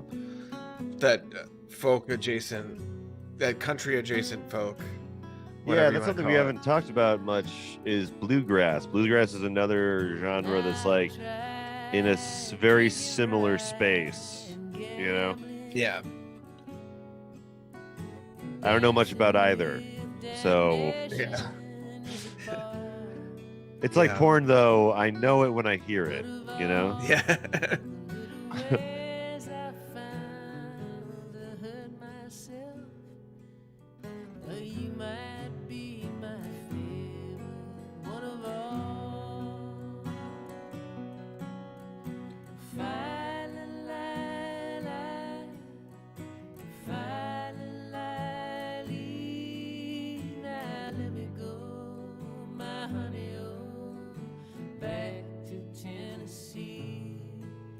It's beefsteak when I'm working, whiskey when I'm Wow. dry, sweet heaven when So her musical partner is David Rawlings, who is also her real life, like her life partner. And they apparently almost lost everything in a tornado in Tennessee Oh. recently during the right before the pandemic kicked off in Oh. March. Yeah. So this is, and that's after this song Yeah, this song came out by a decade. in 2011. Yeah. Yeah.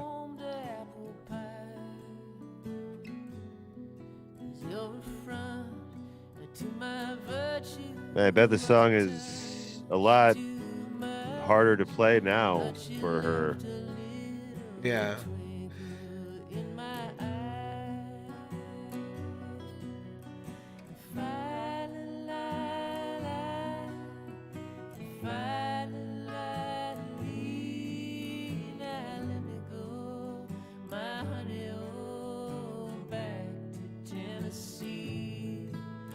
It's beefsteak when I'm working, whiskey when I'm dry, and sweet heaven when I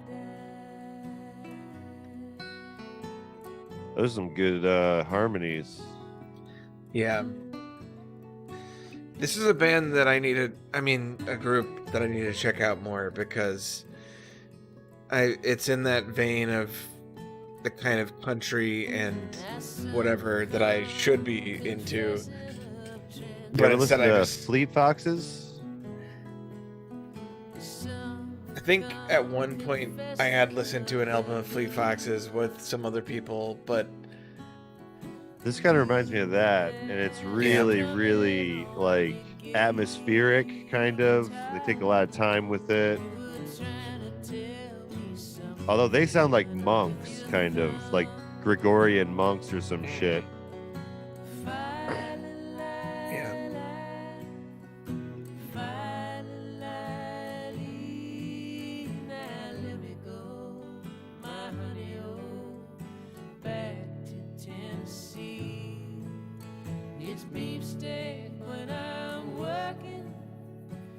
whiskey when I'm dry, sweet heaven when I die. It's beefsteak when I'm working, whiskey when I'm dry, sweet heaven when I die. It's good. It's beefsteak when I'm working, whiskey when I'm dry, and sweet heaven when I die. Someone should make that chorus and use it for a commercial for a steakhouse. Yeah. Applebee's A, will a Tennessee jump at that. steakhouse. What Yeah. was I can't remember which like Franchise. boomer restaurant franchise wanted to always do like a take on a song for their. They always had like a jingle for their Oh, really? special that came out. Do you remember Oh. that period where there's like I simply remember that irresistible? period. Yeah. Okay, Yeah. I'm gonna look that up. I really, really hate hearing songs in that context too. Like there's a Yeah, it was Applebee's. It was Applebee's, the Yeah. Irresistibles. uh-huh. They Yeah. did that all the time. There was I do remember that now that you mentioned the Irresistible, Simply Irresistible. Yeah, just hearing that a lot, that part. Fuck, dude. Anyway, I can't remember what I was gonna say. There's songs and ads though, like Pick and Save has a song Get Low, like get low, low, low, low, low, low. Oh, Like yeah. and it's to describe the low prices and the people. There's just these like just the shittiest like 3D like people animations that they have, just like dancing and twerking to what used to be a classic 2000s hip hop song, and I'm Absolutely. not happy about it. That shit was a banger, and I'm not happy with what they did with it for Pick and Save. Although I'm sure they got a good paycheck. I'm sure it was great, but not a fan. Tennessee though, Gillian Welch. Another sad sounding tune. A lot more sad when you know about the fact that she just recently lost a lot of stuff to a hurricane. No, it was actually a tornado that she didn't lose much to, but it could have lost. Oh, okay. Oh, there was a tornado she very didn't. close to her. Yeah. I'm sorry, I was trying to say that earlier. Yeah, that she didn't end up losing much, but Okay.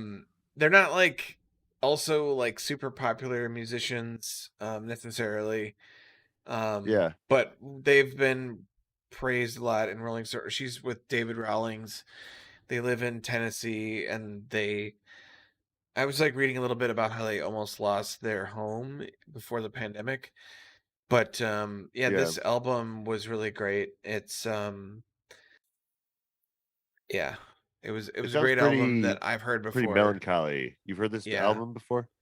Yeah, Okay, it's okay. a sad album, but it's a good album, and it's The Harrow and the Harvest. And I think Okay. that Gillian or Jillian, I don't know how to pronounce it, her name, but either way, she's really great artist to check out. Yeah. I mean, I enjoyed this one. I mean, just for one song, I mean, you can tell she's got some range and is an amazing songwriter. So yeah,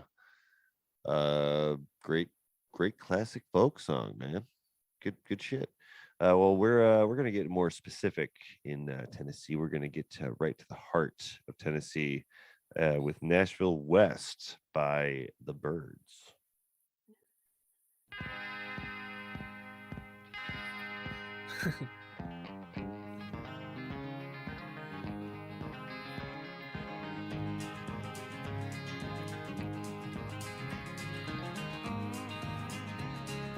Okay.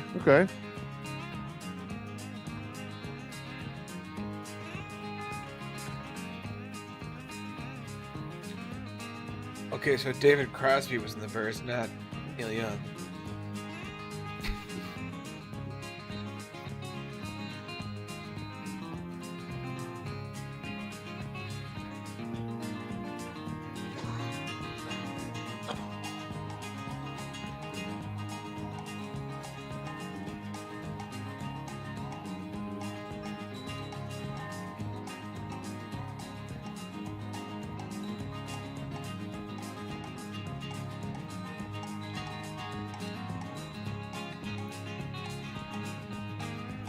Oh, this is an instrumental.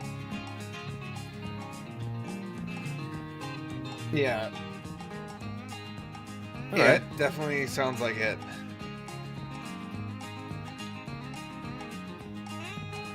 It looks like one of the members of the band had it previously played in a band called Nashville West. So maybe this was like an homage Huh. to that. Let me look up. Yeah, that makes sense.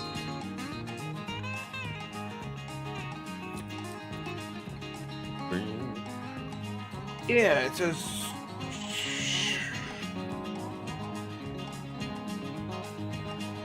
There were so many new inducted into the band, and then one member began to express dissatisfaction with the drummer and super persuaded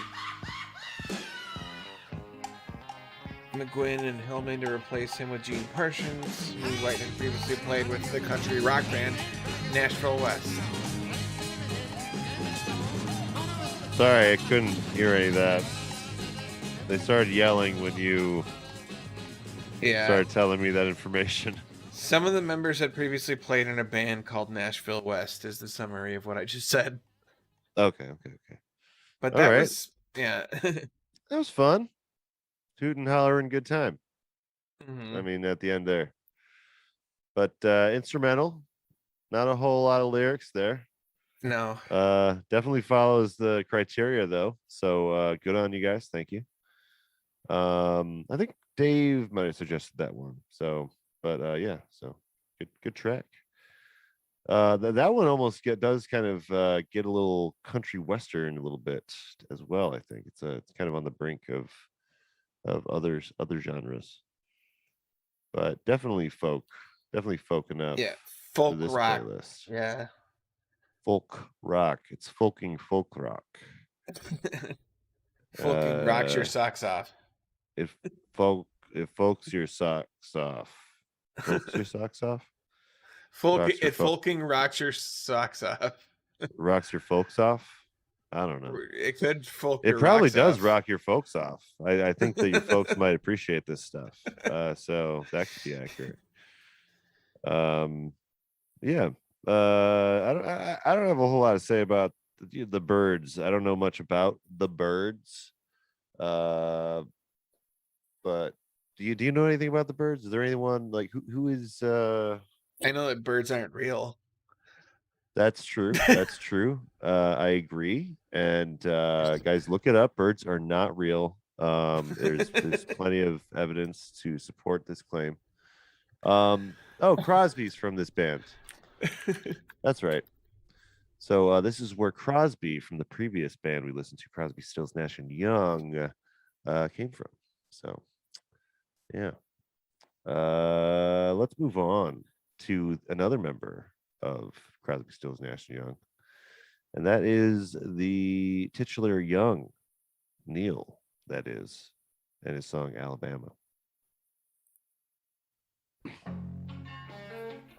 Yeah, this one. So he's got It has okay. the same feel as Ohio.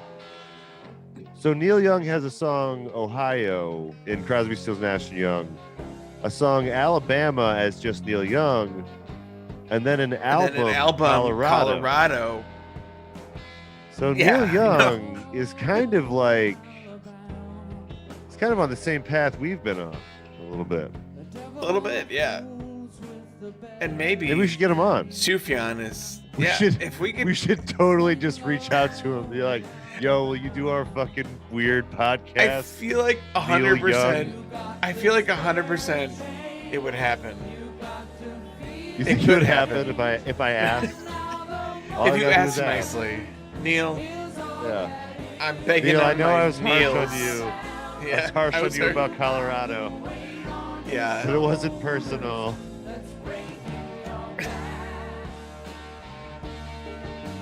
I'll have to scrub the internet of that episode. Oh yeah.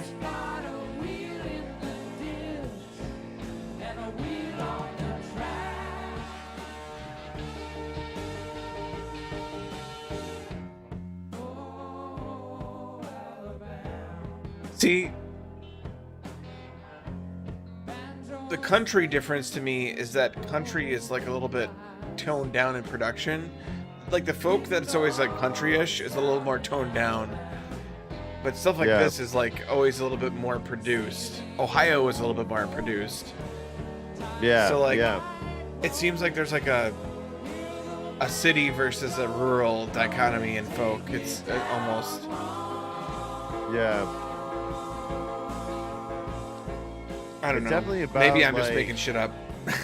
Well, no, it's like definitely about like addressing the working class of like the heartland, you know, like there's like sometimes it crosses over into the working class of the cities, but it's more about the lifestyle of like a working country person, you know,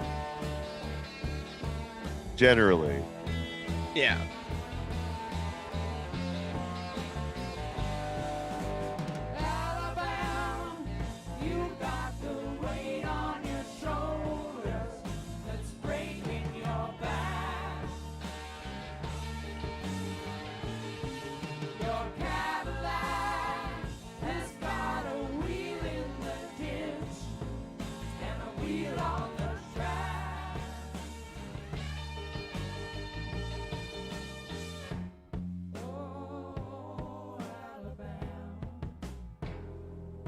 Huh. It's just an interesting tune. Oh yeah.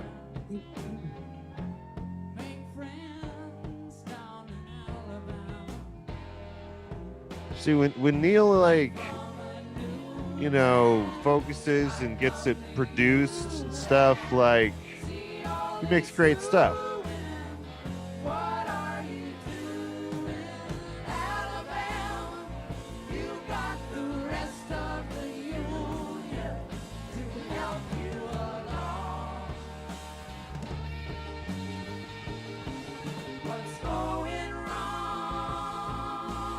Someone should have just like submitted these songs to Joey Cliff's project.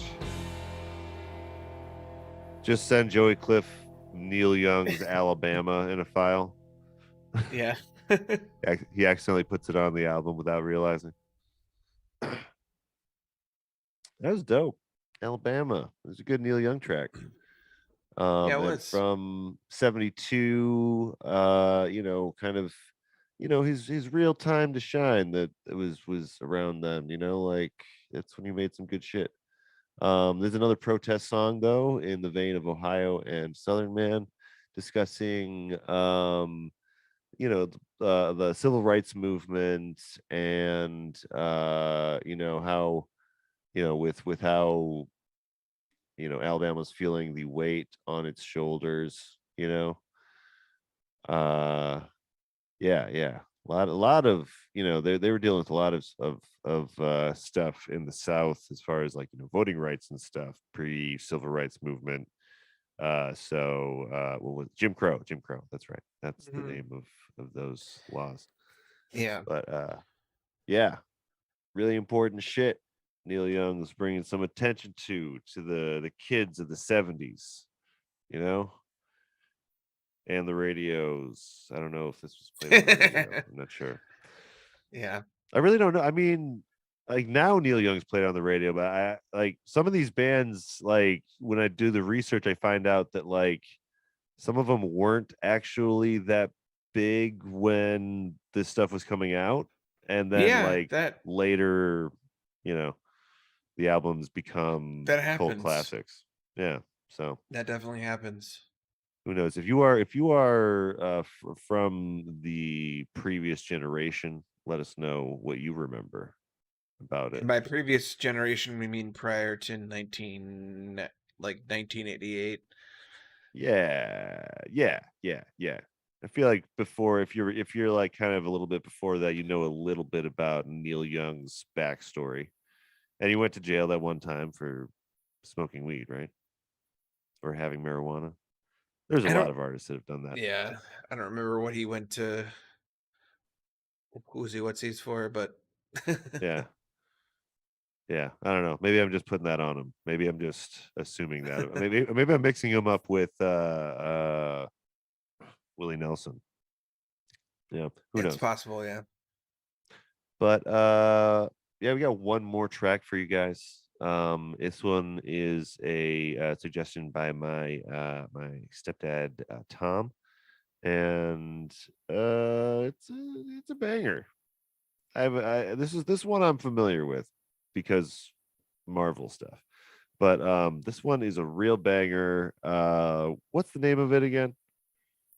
Lakeshore Drive Lakeshore Drive. Yes. by Aliata Haynes Jeremiah. Yeah. So this one is like, it's a little folk, but it's just so fun. I just needed to include Okay.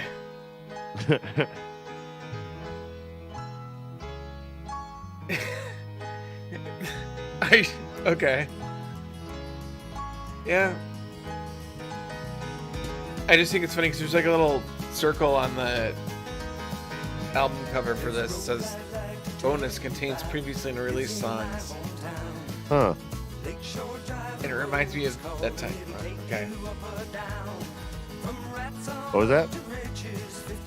Oh, I was just saying, it takes me to another time when there was like CDs and stuff, and you had to like they sometimes be like, oh, here's another reason to buy this CD physically.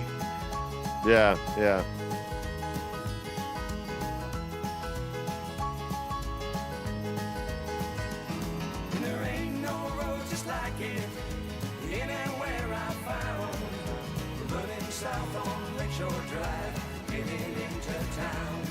Because like it's funny that it's like it's probably a collection kind of album, maybe, perhaps, because it says contains previously unreleased songs. So that's why it made me laugh. I was like, oh my god. Oh yeah.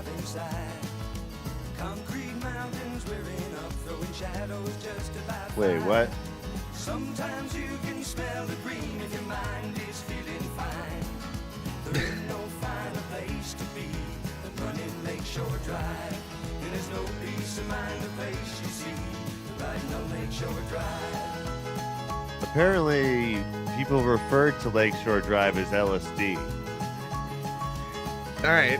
And there ain't no road just like it. Huh. Where I found running south on Lakeshore Drive, getting into town, just slipping on by on LSD.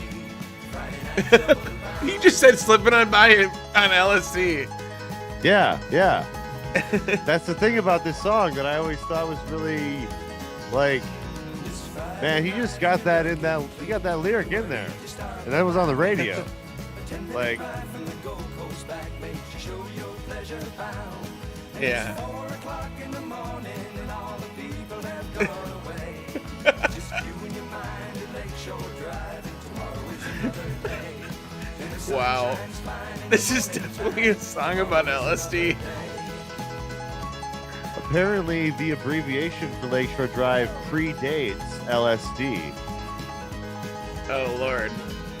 and the It works. songwriter says that it has nothing to do with the drug, but I can't believe that. Yeah. Like, it was one thing with John Lennon and Lucy in the Sky with Diamonds, but slipping on by on LSD is like, Yeah. Yeah. that really evokes a different picture.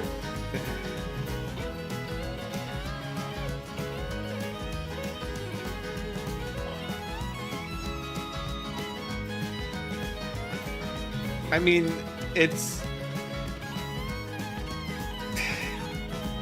definitely possible that, because it sounds like this is a traditional roadway. We can talk about it when the song is over. Yeah, yeah. It like people did refer to it as LSD apparently since the 80s, according to this genius note. By we got Katie Berry apparently says this. But I don't know, man. I don't know.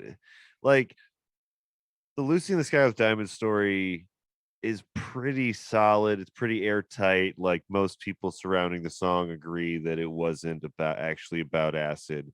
And I'll give them, that happens. But like this is like we were saying, just slipping on by on LSD,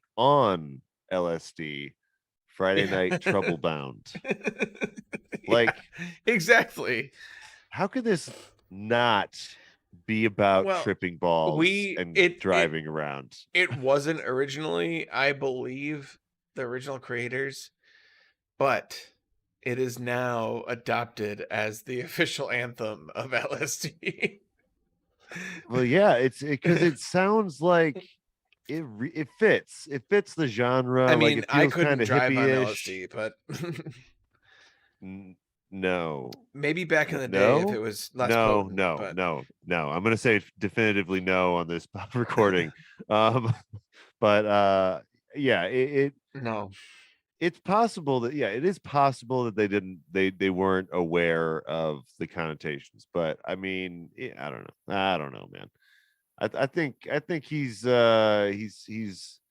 kind of taking us for a fast one if he thinks that there's okay, that wasn't at least in his head. I gotta tell you two things though.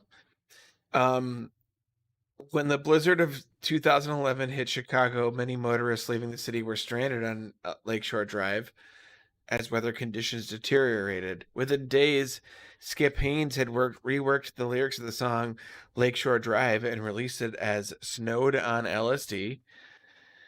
And then another variation of the song for the holiday season, Christmas on LSD, was also released on Haynes' website, www.lakeshoredrivemusic.com. All right. Well, I'll have to check that out after this this recording. That's pretty fucking great. I wonder if there was other songs about Lakeshore Drive out there, like, or do people stop after this? I mean, it is called Lakeshore Drive, so I don't know. It was also in Guardians of the Galaxy 2, which one of my favorites, guys. It's a sad film. It's really good family stuff. I forget what scene it's in though. I'm trying to remember what scene. I think it's while they're on the planet with Ego or something. But that's how I became familiar with this track in particular. Like I love both the Guardians of the Galaxy soundtracks, as does most anyone that hears them.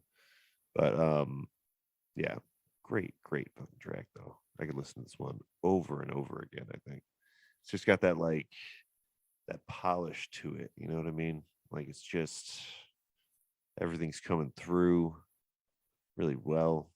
The piano's just fucking banging. Anyway, I could talk about this all day.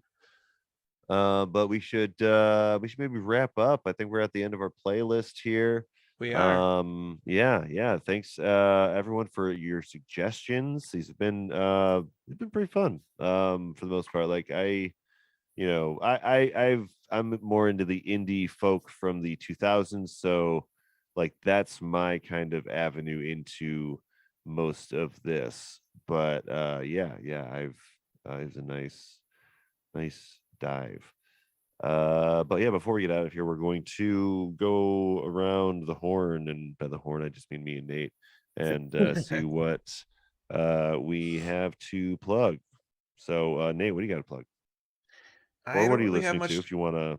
I don't have much to plug right now. It's still kind of stagnant with my creations and stuff, but As far as listening goes, I don't really have much to plug there either, unfortunately.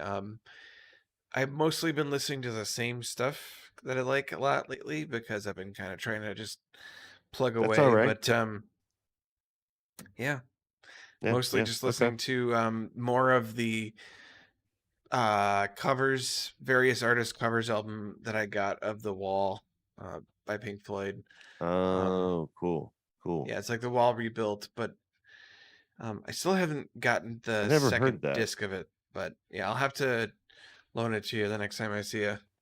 Yeah, yeah, I heard about that. I heard it was good. But have you ever seen Brit Floyd,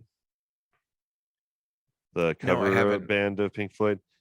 Next time they're playing in Milwaukee or whatever, wherever they play, we need to go check that out because they are fucking phenomenal as a Pink Floyd cover band.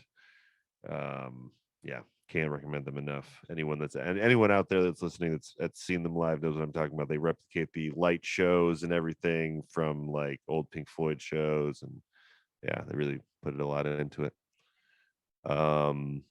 And then, oh yeah, as far as my plugs, I am oh yeah, I got a TikTok, TikTok / Flyover State Park, posting random dumb stuff with songs behind it as one does on TikTok.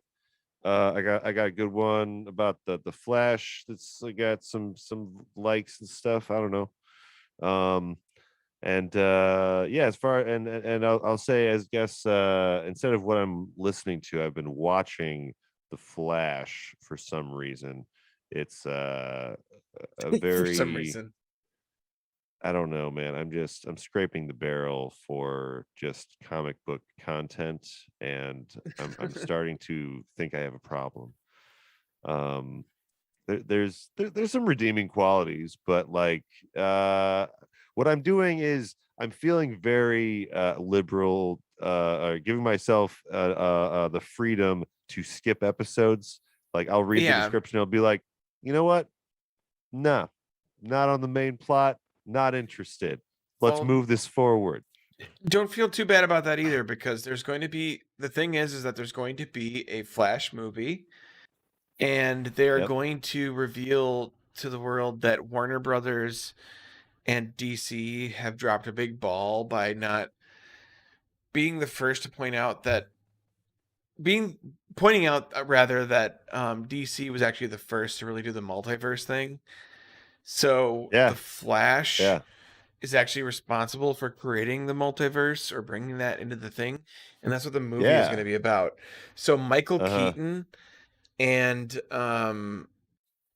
Ben Affleck are going to both portray Batman in an upcoming Flash movie, because he's actually going to travel through time and create like alternate universe thing. Yeah, so it's going to actually like give them a way to reboot the Justice League while also, and like the various like films that they've done, while also kind of like being like, fuck it, like the DC universe is open AF for all these different multiverse possibilities. They've been doing it for They've already been doing it long time. Yeah. Yeah. I mean, the Flash is doing it in season 2, so like there's a lot of multiverse traveling, a lot of characters just jumping in from other shows. Yeah, like it's yeah. it's gonna be the first like film version of the multiverse though. So like yeah, they've toyed with it a little bit, like the Joker movie with Joaquin Phoenix, I think, is supposed to be like sort of in that vein of like,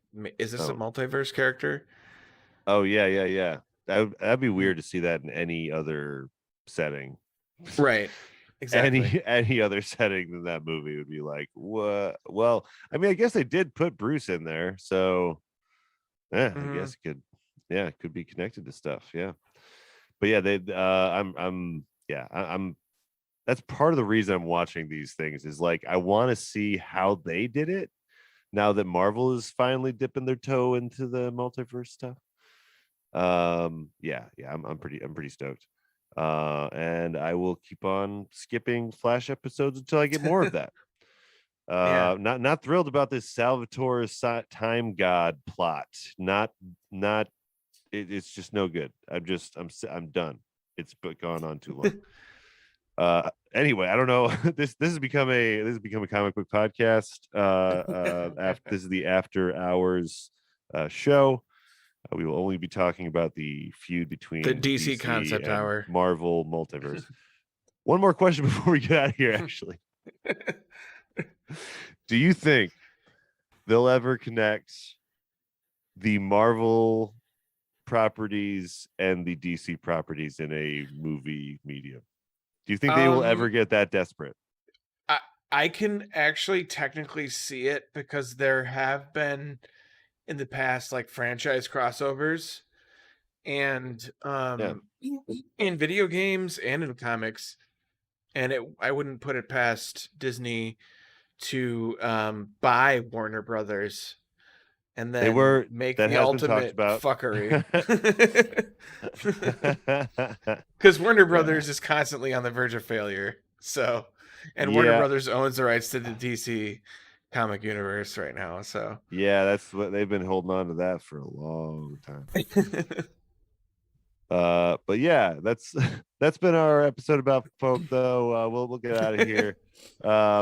But yeah, thanks for joining us on the island. You can check out our linktree /Flyover State Park, or the patreon.com/Flyover State Park if you want to know more about what we're doing. Next week we will have Caitlin Kemp on for our talk about Idaho. So yeah, look forward to that. We will see you then. Bye.